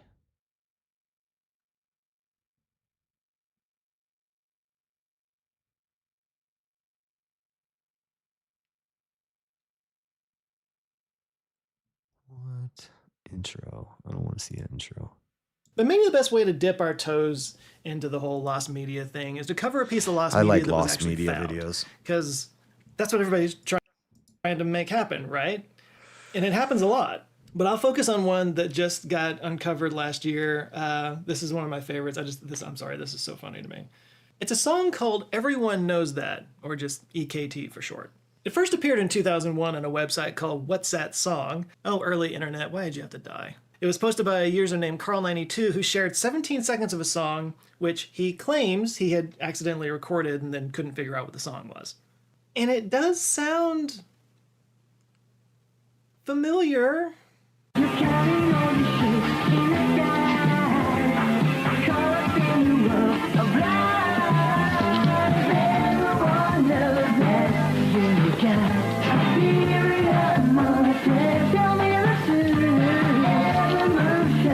It does have this very universal 80s sound to it, right? Like I know this vibe. Who is this? And the voice, I mean, it's right there, you know? It's that guy. It's that guy. Like, pick any issue of Tiger Beat from 1986. It could be any of those guys. Like, it feels like a song you should remember, but you don't. And I think that just kind of made it like a splinter in the mind of everybody on the internet because, like, the search was on at that point. Internet sleuths combed through the music libraries of multiple artists from the time.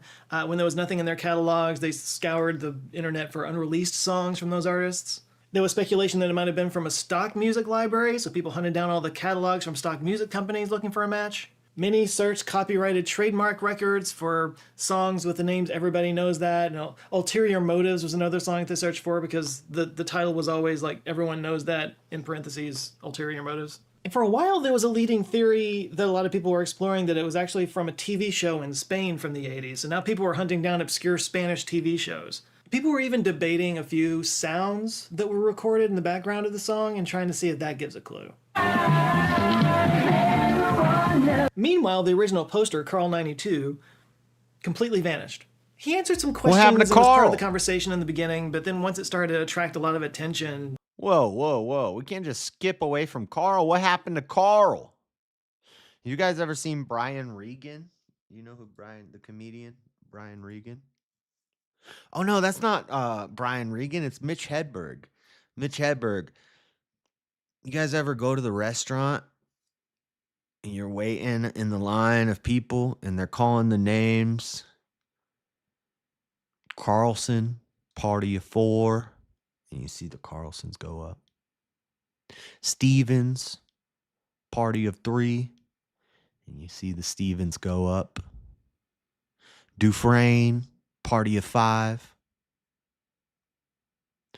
Dufresne, party of 5. Dufresne, party of 5. Erickson, party of 4. But the Dufresnes never went up. Now my whole dinner, I'm thinking, what happened to the Dufresnes? What about the Dufresnes? We need a search party. I can't eat dinner. There are people missing. We need to join together and make a search party to find the Dufresnes. That was not my best Mitch Hedberg impression. I can do a good Mitch Hedberg, but not with that joke. That's one of his more longer jokes.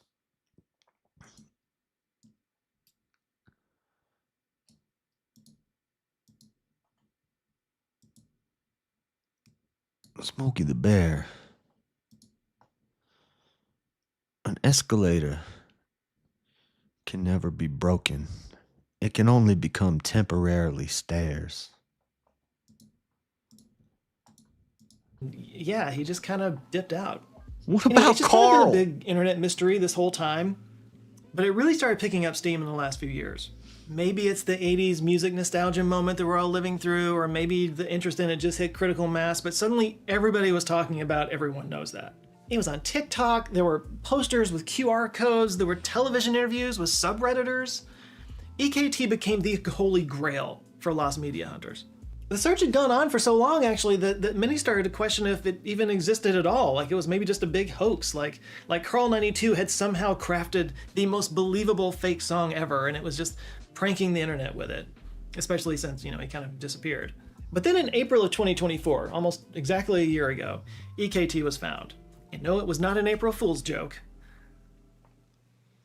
But it was really funny.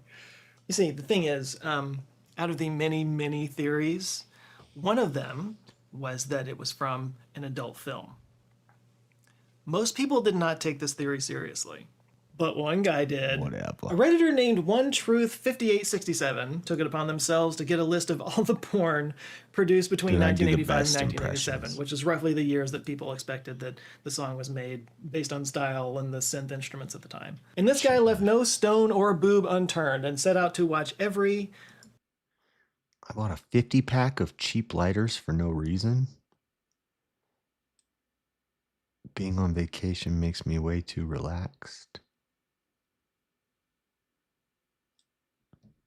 Is that a Mitch Hedberg joke, or are you telling me a story?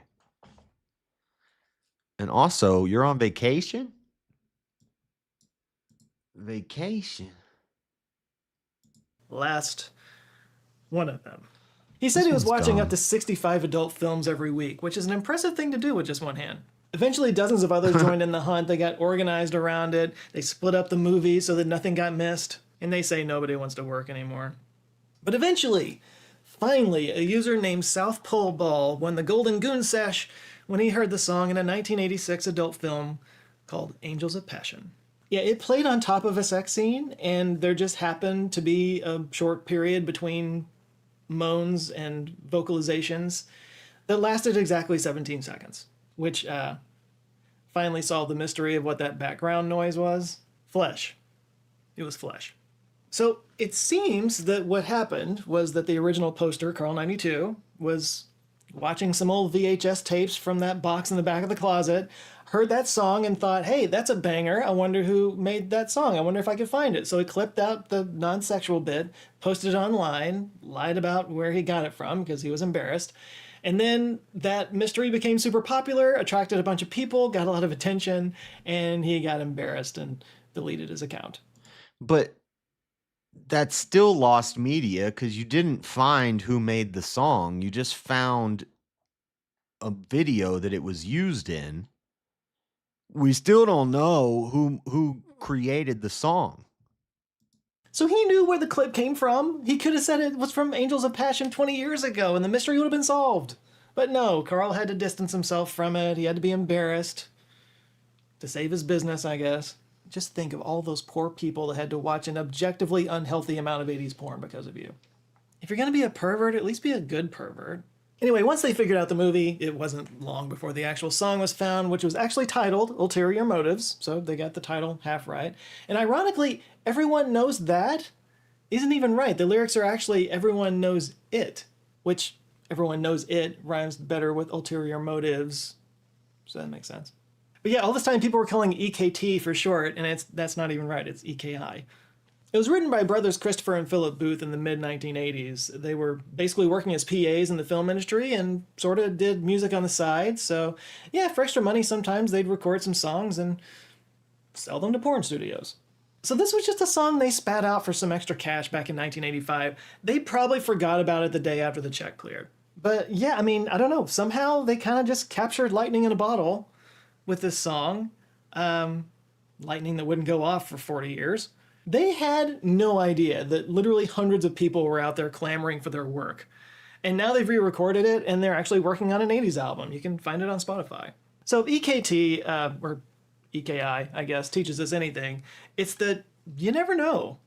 Even after 20 years, these things can just suddenly appear. But you see how satisfying that is to solve a mystery? I mean, it's no wonder people obsess over lost media so much. They long for that satisfying conclusion. None of the other stories have a satisfying conclusion. How dare you ignore my last email? I think what you meant to say is that you're disappointed that they haven't responded to your last email. I don't know, I'm kind of feeling how... The heck? Write like a pro? I already do.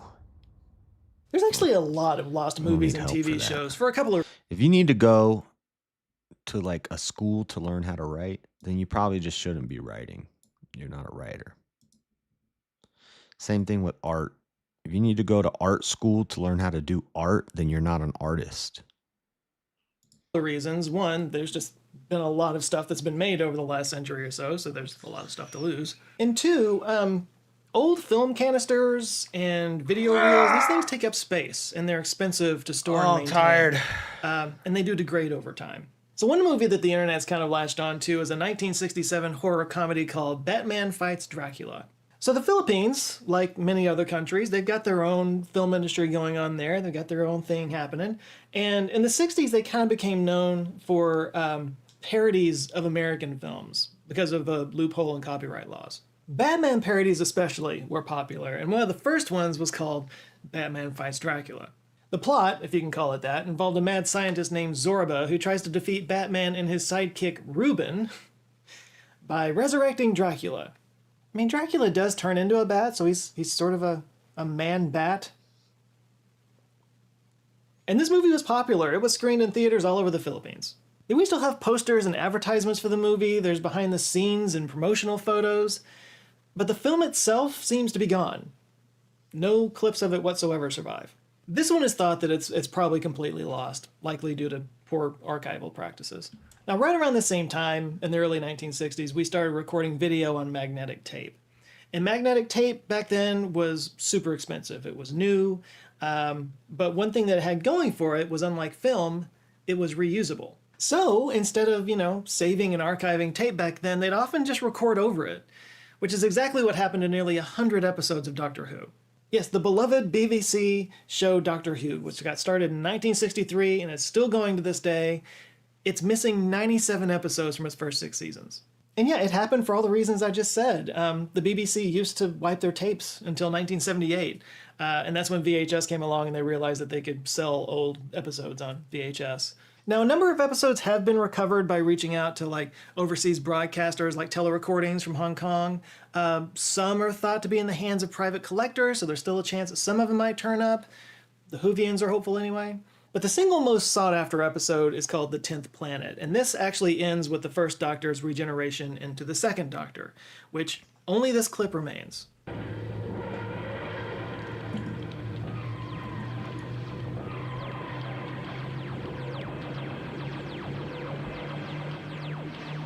Okay, this video is boring. I've seen way better lost footage videos. That ain't it.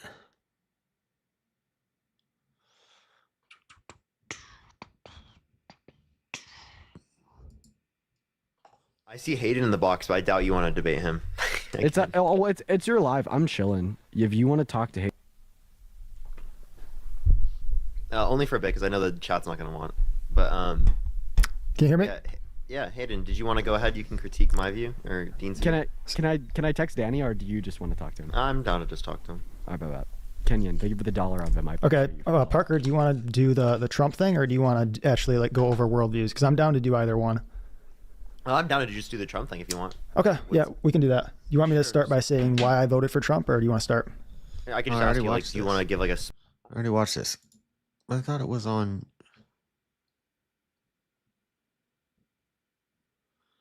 Wreckfest 2 is coming to PlayStation 2. Why did this just take... Oh, it's an ad.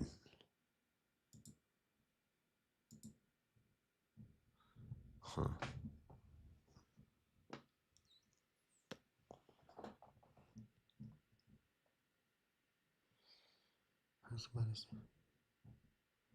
Dude, Nick is going to get his stream banned as soon as he just got unbanned. He's streaming while he's driving around.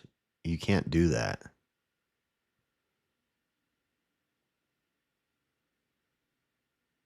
Oh, maybe he's parked. Okay.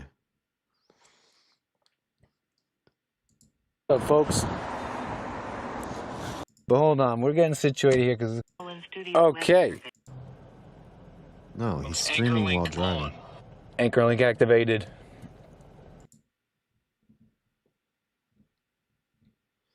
I'm going to tell him.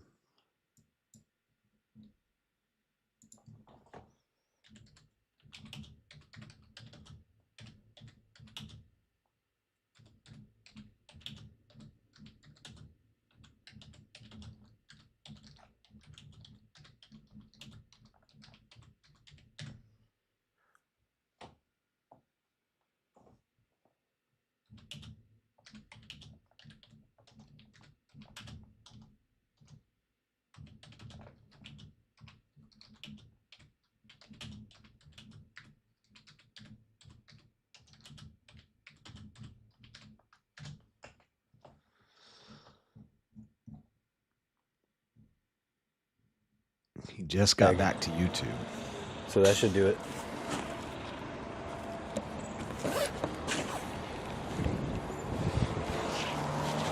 He's not going to see the chat, but... All right. Let's just take a walk for now.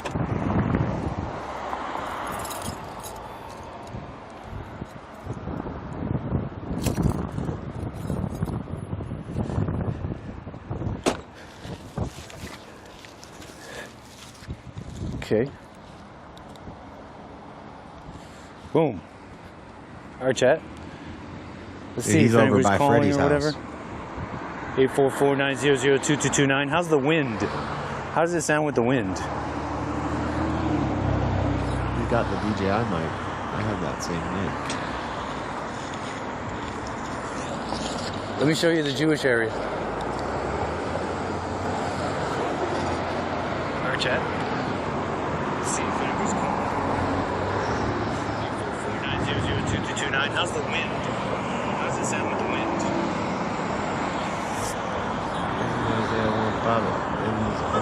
All right, lines are open. 844-900-2229. Let me show you the Jewish area. He's taking calls Lines while are he's open. walking around. Wait. Are they doing another 28 days later? That was a good one, no? Remember 28 days later? It was like ding, ding, ding. So 28 years later. Enough of that. Women's march. Titties barely know why they're marching.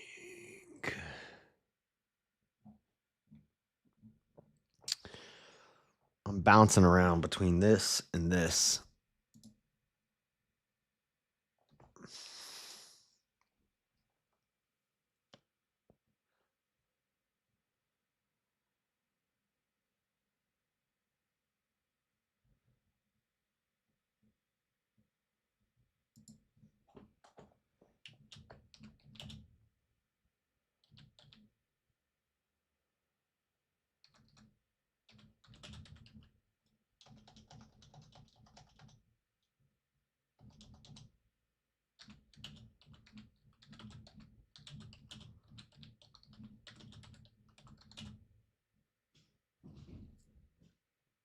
The heck, Echo?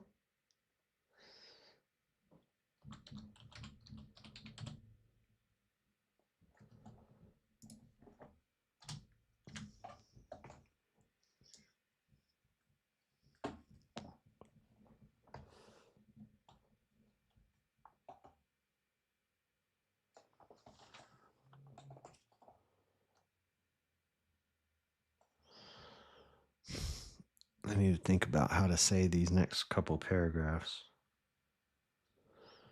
So,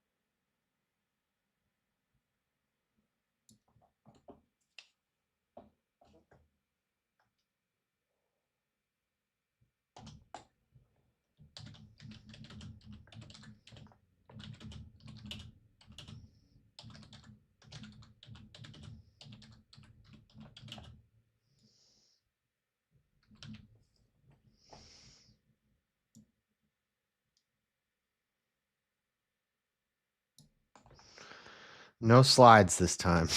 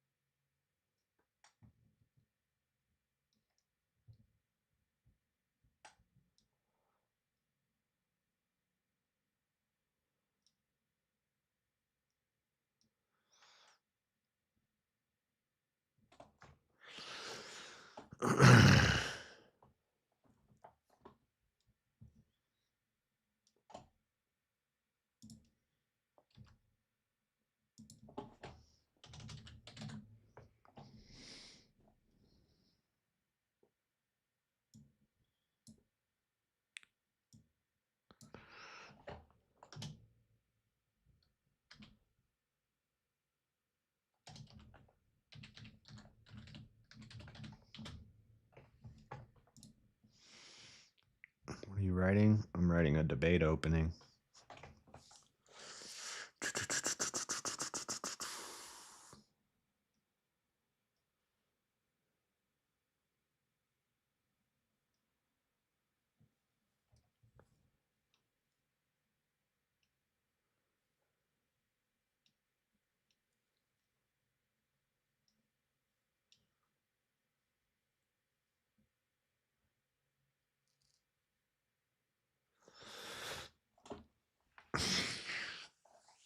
Oh, I'm tired. I need to go to sleep soon. I don't think I'm going to finish this today.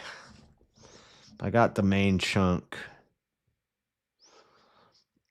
Like, I already have one of these written that I did with Mosman, but I'm trying to make this one different. And I'm not using my typical format.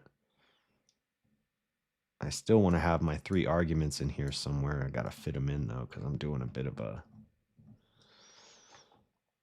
soliloquy. All work, no play makes Josh a dull boy. Is Easy stream yet? I was going to raid you guys over to his stream when he started, but I can't stay up forever. 3 p.m. It's 2:40. We'll stay up till 3. Hopefully he starts. I got to go to the bathroom. You guys watch the chair.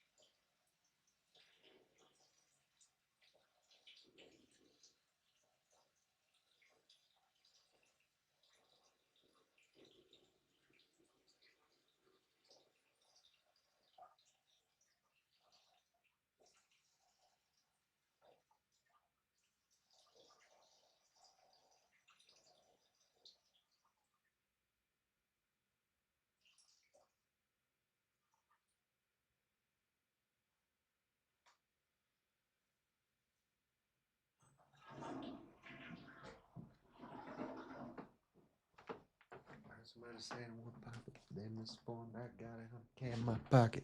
I'll be outside, toting carbon with the young shooting like heart. Beg your pardon. I put the paddock on throwaway. George tried to take stop. Beg your pardon. What is that Wayne song that I always forget the name of it? It's from. What album is it on? It's on. It's not on the B-side. It's on. Shoot. It should be in my light. Or it should be in my playlist. Is it on No Ceiling? No. Dedication 6?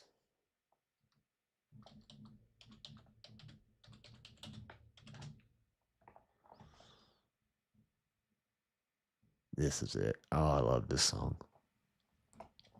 Some hacks test your limits, and some make the everyday effortless. Discover the new Dove.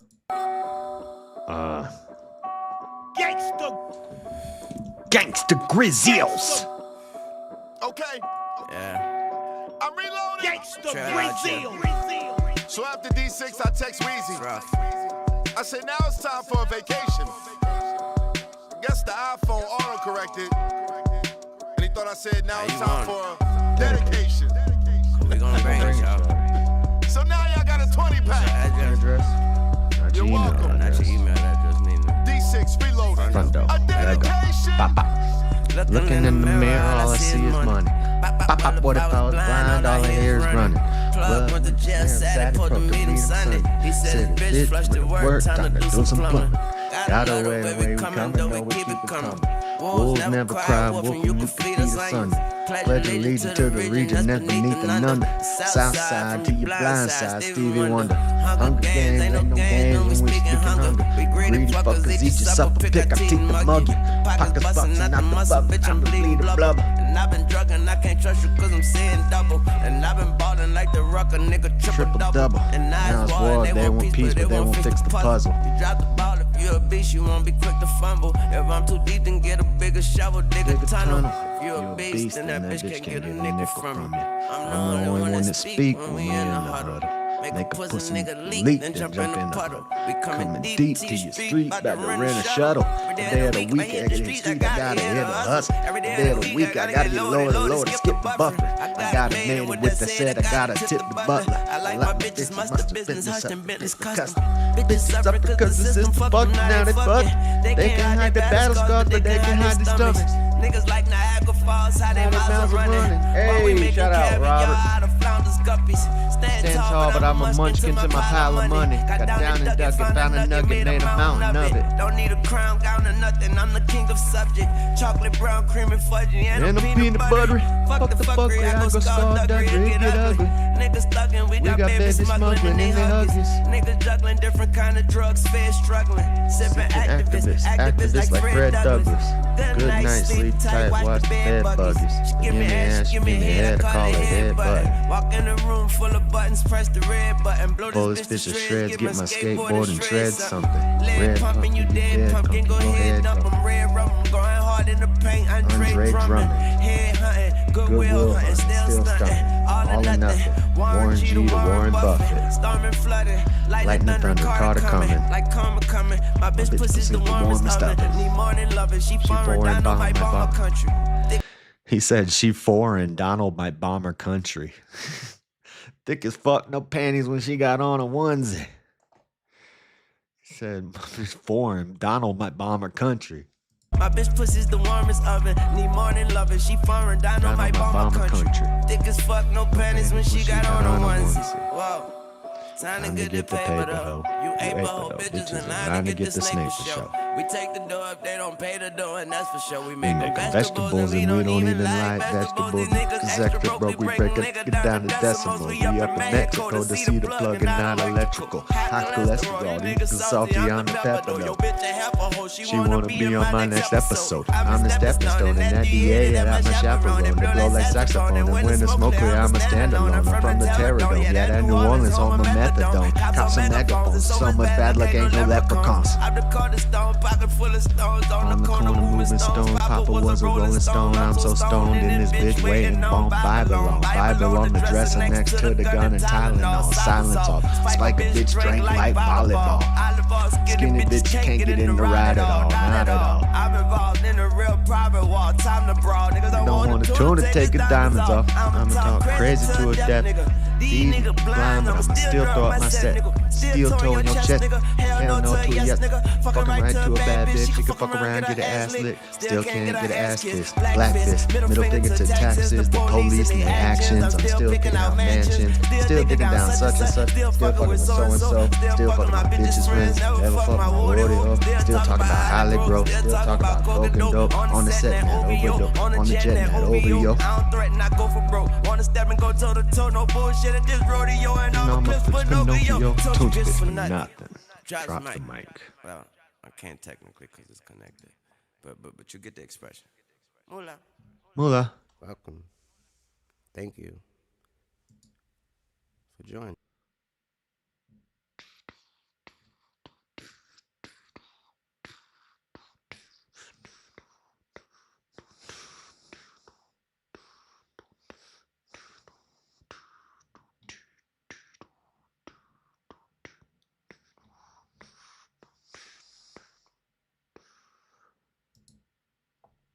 What's the matter, Miles? My gauge is changed. Ain't no way I'm making this flight. Oh, you're making this flight. Hold my oikos. Okay. Ugh.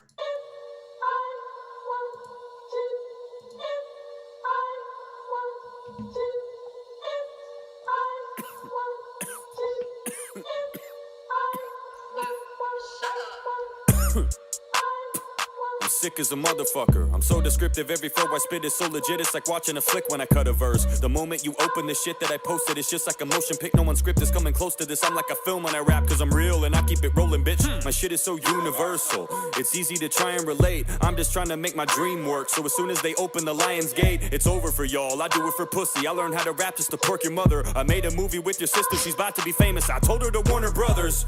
You're just a corner cutter, never been a hustler. You were born a sucker. You just make up excuses so you don't have to do shit. It's always one fucking thing or another. I want it more than others, so I'm up early in the morning while you lay dormant under the covers, always lying down. You gotta give this prick a Viagra pill just to force him upwards. I'm cold as fuck. I freeze water when I walk in this bitch. That's why your girl has a frozen pussy, cause I make her wet when I talk my shit. Took her home and then I hit it so hard that I broke it to pieces like Sub-Zero. Then she got on top and after she got done, I gave the ride a review like Doug DeMiro. The ladies like getting undressed and showing their breasts. They send me nudes and I really like it. It's very inspiring. It motivates me and gets me moving. They ask me to send something back and I say okay, I guess I'll do it, but it's kind of small, so you gotta zoom to see me jerk off like Jeffrey Toobin. I didn't think I was on the call. I didn't think other people could see me.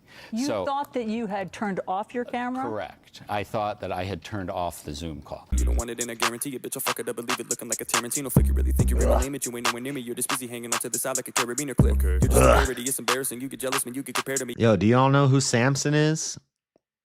You hear this guy? Now you gotta see him. Look. He's got a mullet. I don't care to see anything. You can apparently do him like a bear in a zoo tearing through the barrier, so you better prepare to be food. I'm like a bear in a zoo tearing through, like tiramisu, so you better prepare to be food. You're sweeter than tiramisu. I don't buy into the narrative you spew. I don't claim to be the toughest, and I never will, but I swear I know scarier dudes acting like you're gonna square up and shoot like. Hold on. He said, I'm like a bear in a zoo tearing it through. You're sweeter than tiramisu.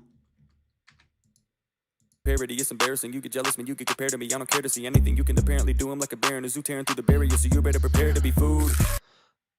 I'm better than anything you could apparently do. I'm like a bear in a zoo tearing through anything you're preparing to do.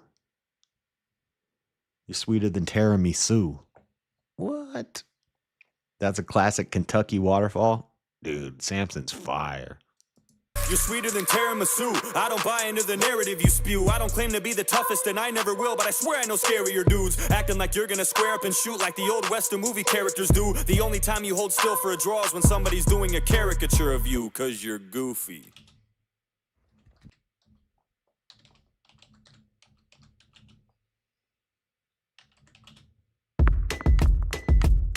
Check out in no time.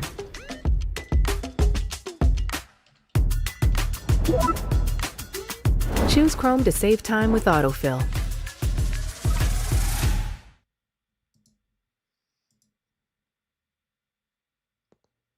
Where's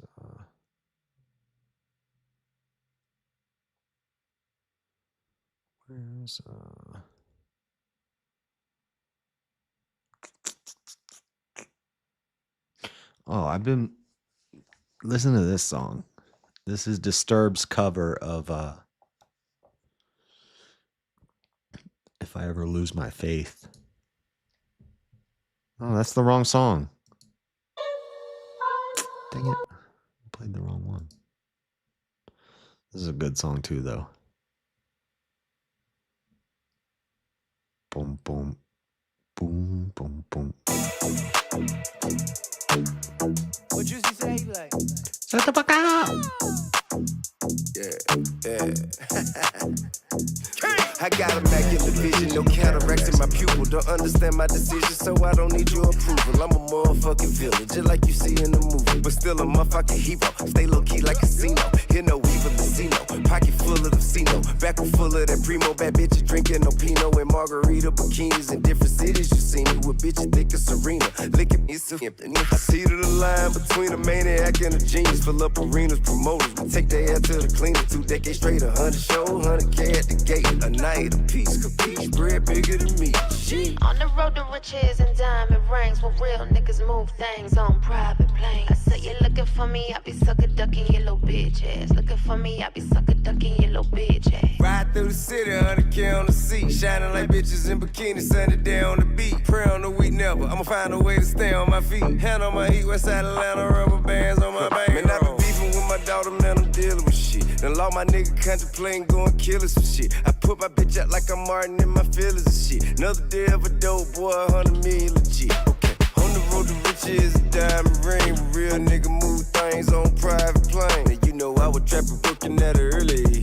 Count my money, multiply, heard bag it up and buy. 65, we be riding on the highway, blowing big. Yeah. Looking for me, I been sucker ducking your little bitch. Yeah. Fuck up, I hit Melly, my your motherfucking business. Drama, we ain't going back and forth about the real friend. Nigga talking, nigga big cap, I wouldn't listen to him. They get kidnapped back when nobody paid the ransom for him. Ain't never been a pawn, always been a king. And I ain't never gave a damn what a nigga think.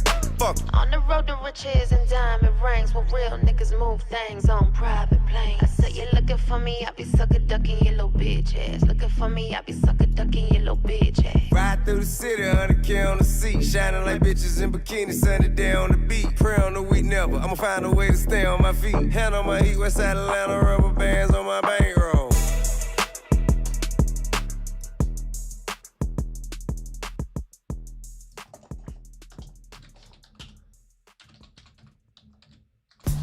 I'll show you the ropes, kid. Show you the ropes. There it is. I'll show you the ropes. All the parts you need, guaranteed to fit every time. eBay. I'm trying to play the Things Disturbed song.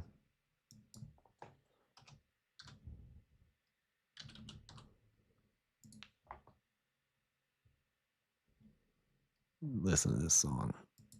This song's fire. I found this recently and I've been listening to it over and over again. I love when the guitar drop. This is crazy.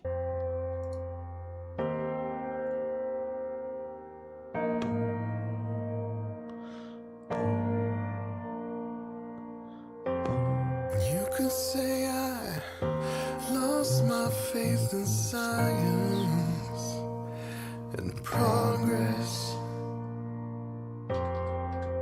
You could say I lost my belief in religion.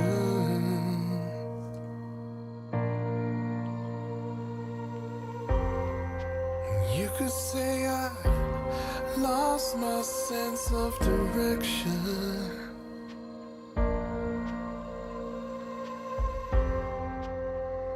You could say all of this and worse, but if I ever lose my faith in you,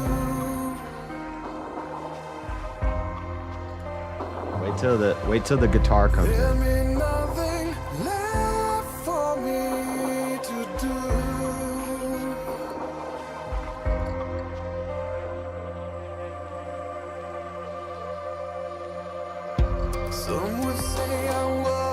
Not that guitar. Wait till the electric guitar comes in.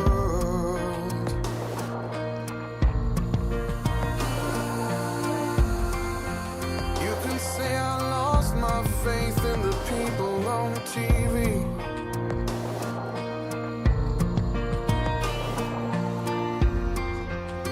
You can say I lost my belief in our politicians.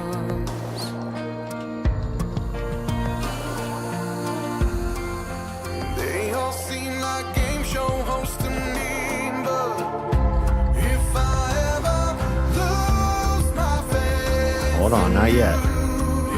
It's coming up. Oh, it builds. There'll be nothing left for me to do. If I ever lose my faith. Get ready. Lose my faith in you. Right here. I could be lost inside their lies without a trace. But every time I close my eyes, I see your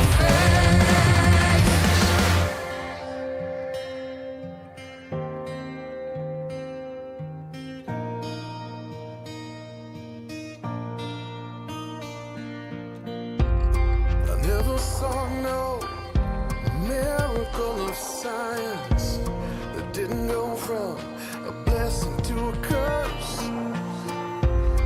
never saw no military solution that didn't end up worse. If I ever lose my faith in you.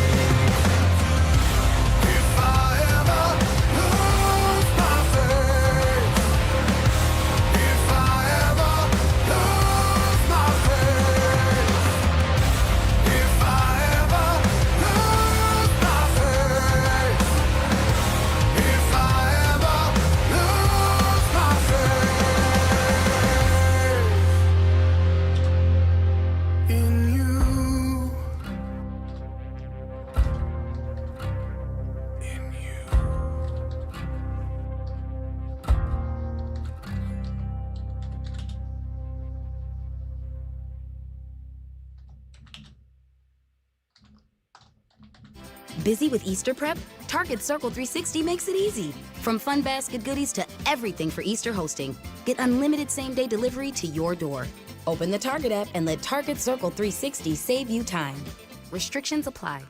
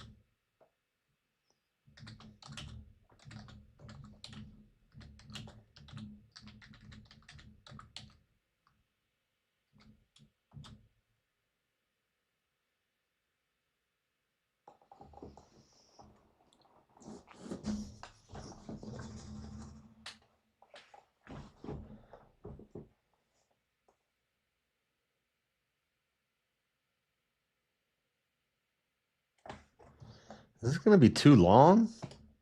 What is 7 minutes? 7 minutes. A 7 minute opening is like, what is it? 5 to 7 minutes. A 7 minute opening is something like 1,300 words. I think I'm gonna come in at like.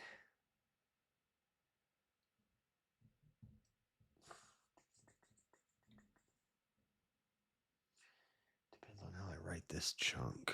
I can't do 3 paragraphs for this. I need to just make this all summed up in like 1 paragraph. But there's so much.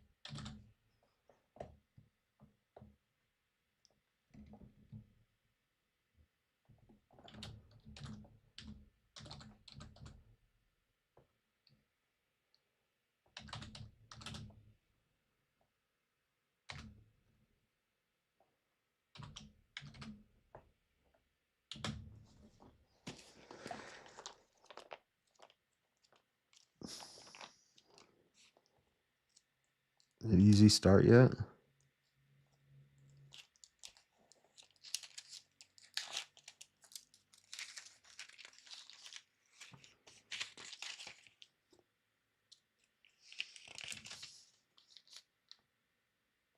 Where's, am I missing a page? Oh no, it's sticking together.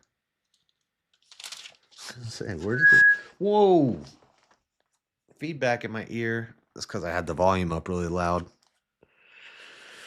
Whoops. Just blew my eardrums out.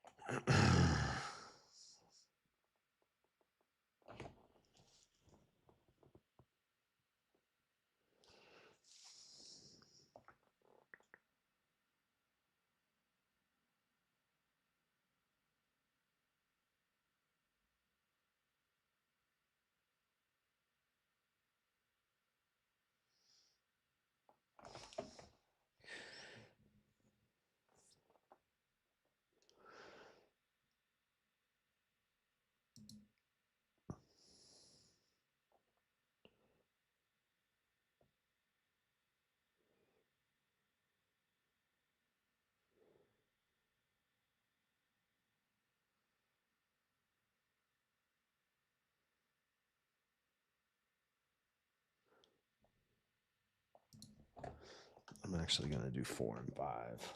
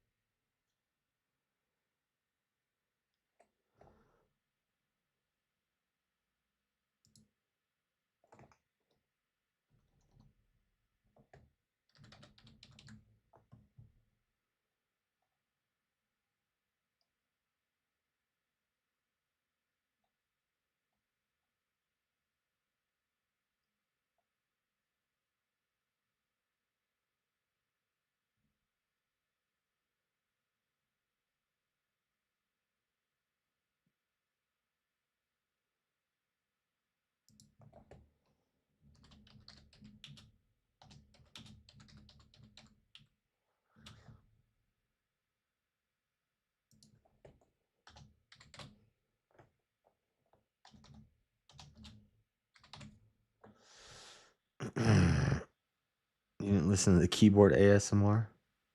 You like that song?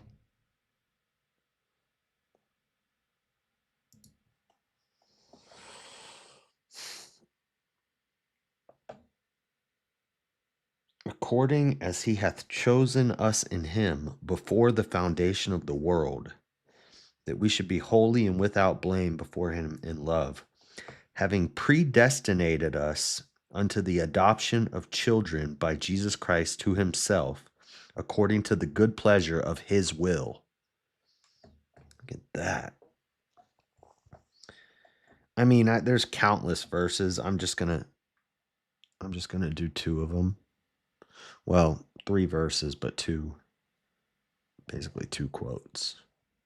But there's tons of them. And the only things they have, the opposition has, is sometimes it says that we make choices, which I'll already concede that we make choices, but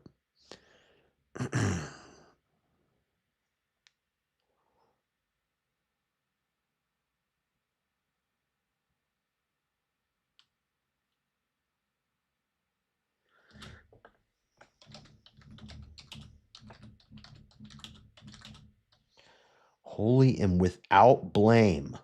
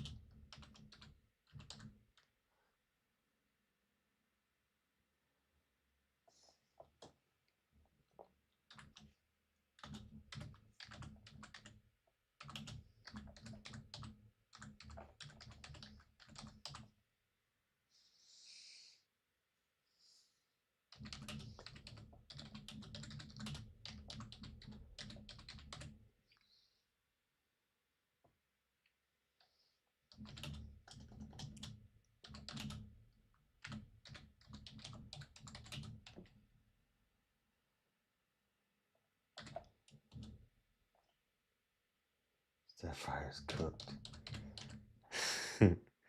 Yo, it doesn't say, well, it does say free will, ratson. It says free will 3 times in the Bible, in the King James Version. Once in Psalms and twice in Deuteronomy. And the 2 times in Deuteronomy, it's ratson, which means voluntarily. Basically, it's talking about the free will offering. which means it's an offering that you don't have to give it. It's an offering that you could just do whenever you want to do. It doesn't prove the concept of what we're talking about, the philosophical idea of free will. And then in Psalms, I forget that word, and I'll have to find it before, but it does mention predestination and that we are predestined many times. It mentions the elect many times. It mentions that we are chosen before the beginning of time many times. I have tons of verses I could rattle off, but I'm just going to stick to a couple of them just to make the point so it doesn't get into a Bible thumping thing. Yeah.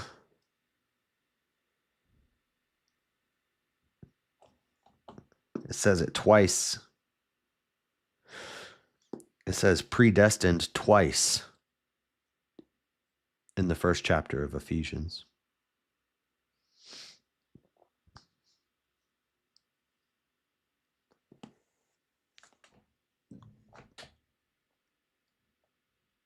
There's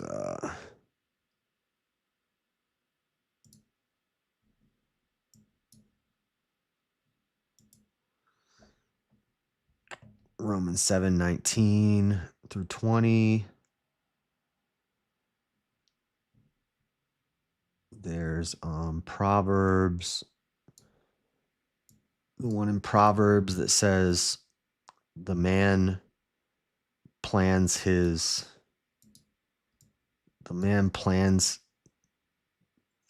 chooses his plans, but the Lord establishes his steps.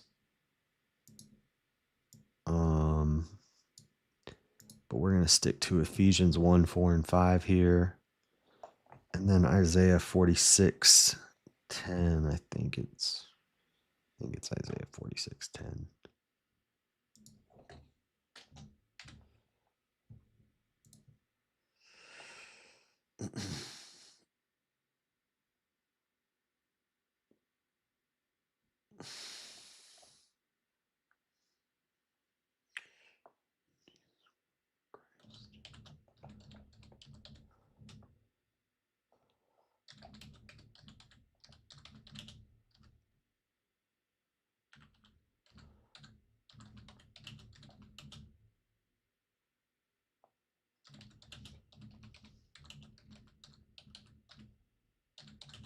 So this actually answers the accountability question as well. These two verses right here.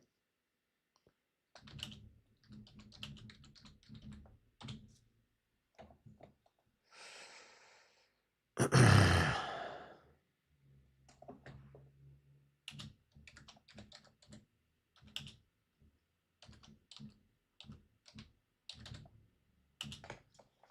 think it's Isaiah 45:10. Let me look. 46:10.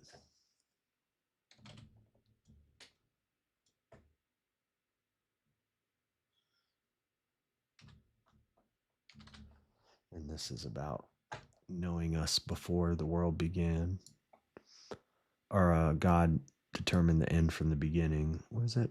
Isaiah 46:10.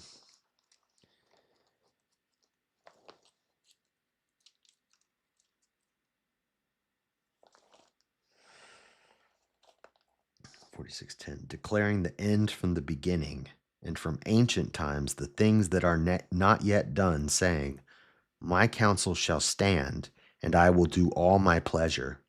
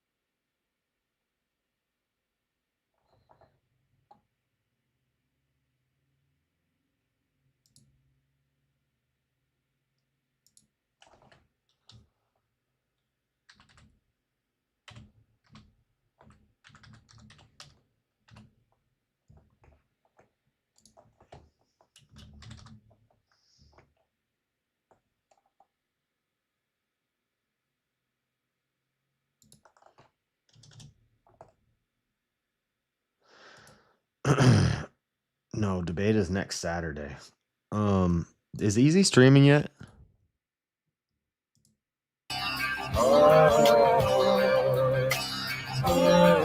Wait, he started, and now he's not. Please enjoy the show. When I bust her clothes, they want to. Was he eating something? Going dumb and it's some idiot. Like he was munching on something. I'll braid you over there in a minute. Because I need to go to sleep. I'm not quite done writing this yet. I'm worried this might be too long. How many words was this one? Oh, this one's going to be way longer. It's because I'm starting with like a little... Oh, wait, hold on. This is 1, 2, 3, 4, 5 paragraphs. Maybe it just looks longer because I'm using bigger font. No, I think we still got... Like, I'm probably like 4 minutes in. If I read this right now.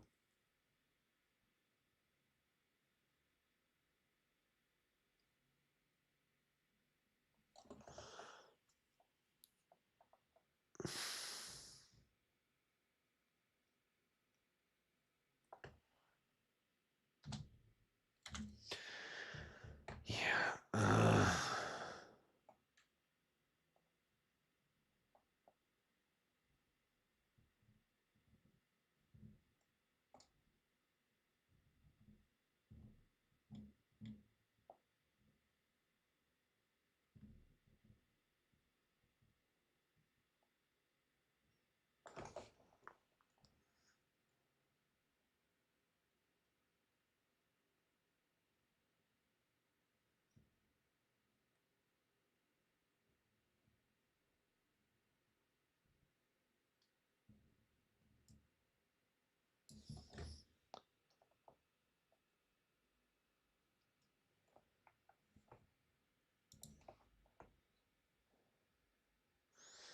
Hmm.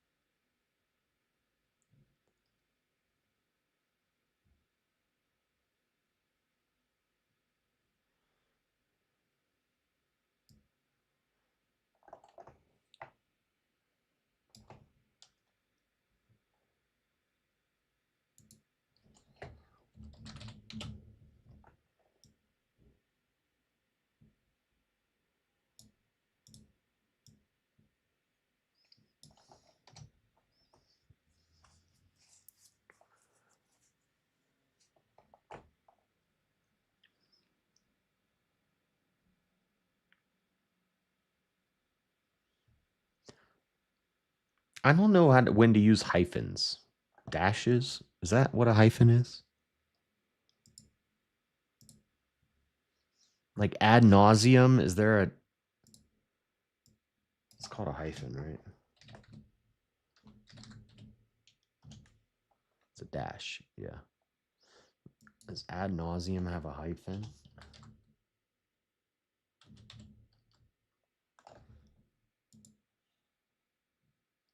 No. Because I think ad is its own. What side are you taking? We don't have free will.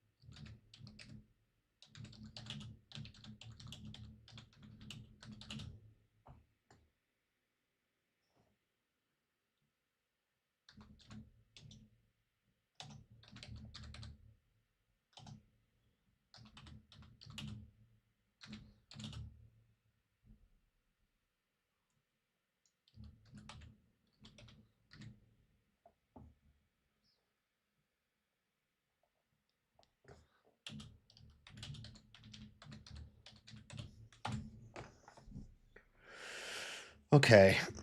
I think I got most of it. I just need to do this last paragraph and then my syllogism. So the closing paragraph.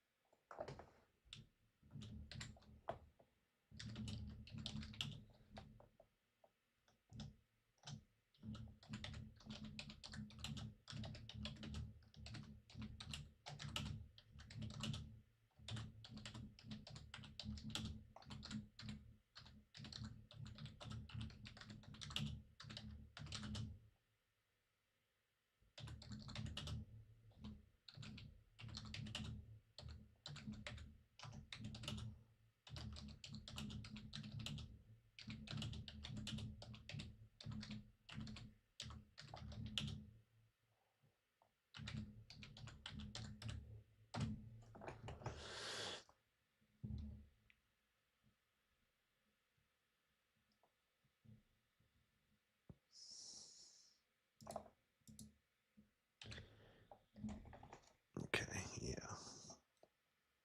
Yeah.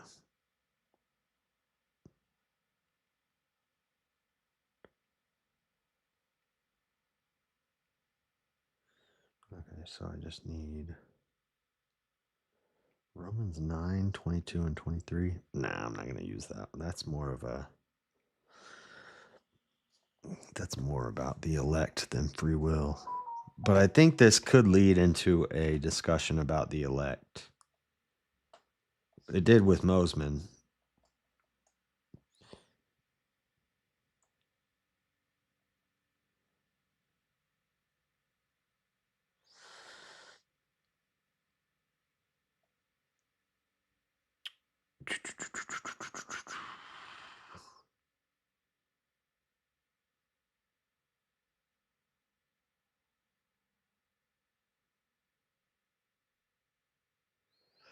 Syllogism. So the biology part, the syllogism, and then this paragraph, and then I'm done. Okay, I'm going to finish this probably tonight after BK while I'm streaming. I'll finish writing it. But I've got it all pretty much ready to go. And then I have to come up with a few more questions, or I have to copy them down. I have them in my notes, but I'm writing them like a flow chart. So I have the question, and then I have, if yes, a follow-up question. If no, another follow-up question. And then based off of the answers to those questions, my point that I'm trying to make.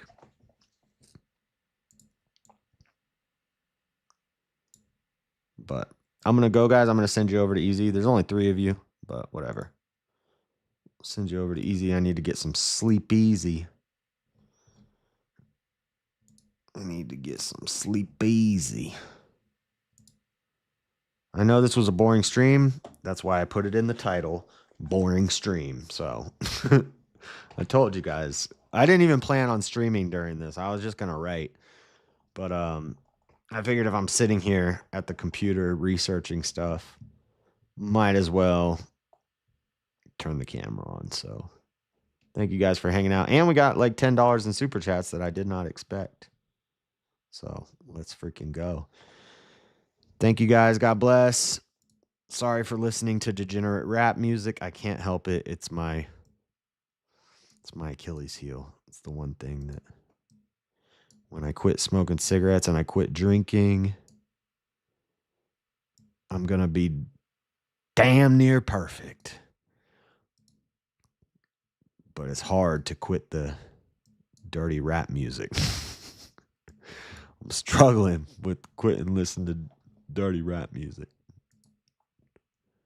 But let me send you over to Easy. I don't know what he's doing. He's setting up stuff for VK or something, but go say hi to him, put some chairs in his chat, and I will see you guys tonight at VK. God bless, guys. I'm out. Peace.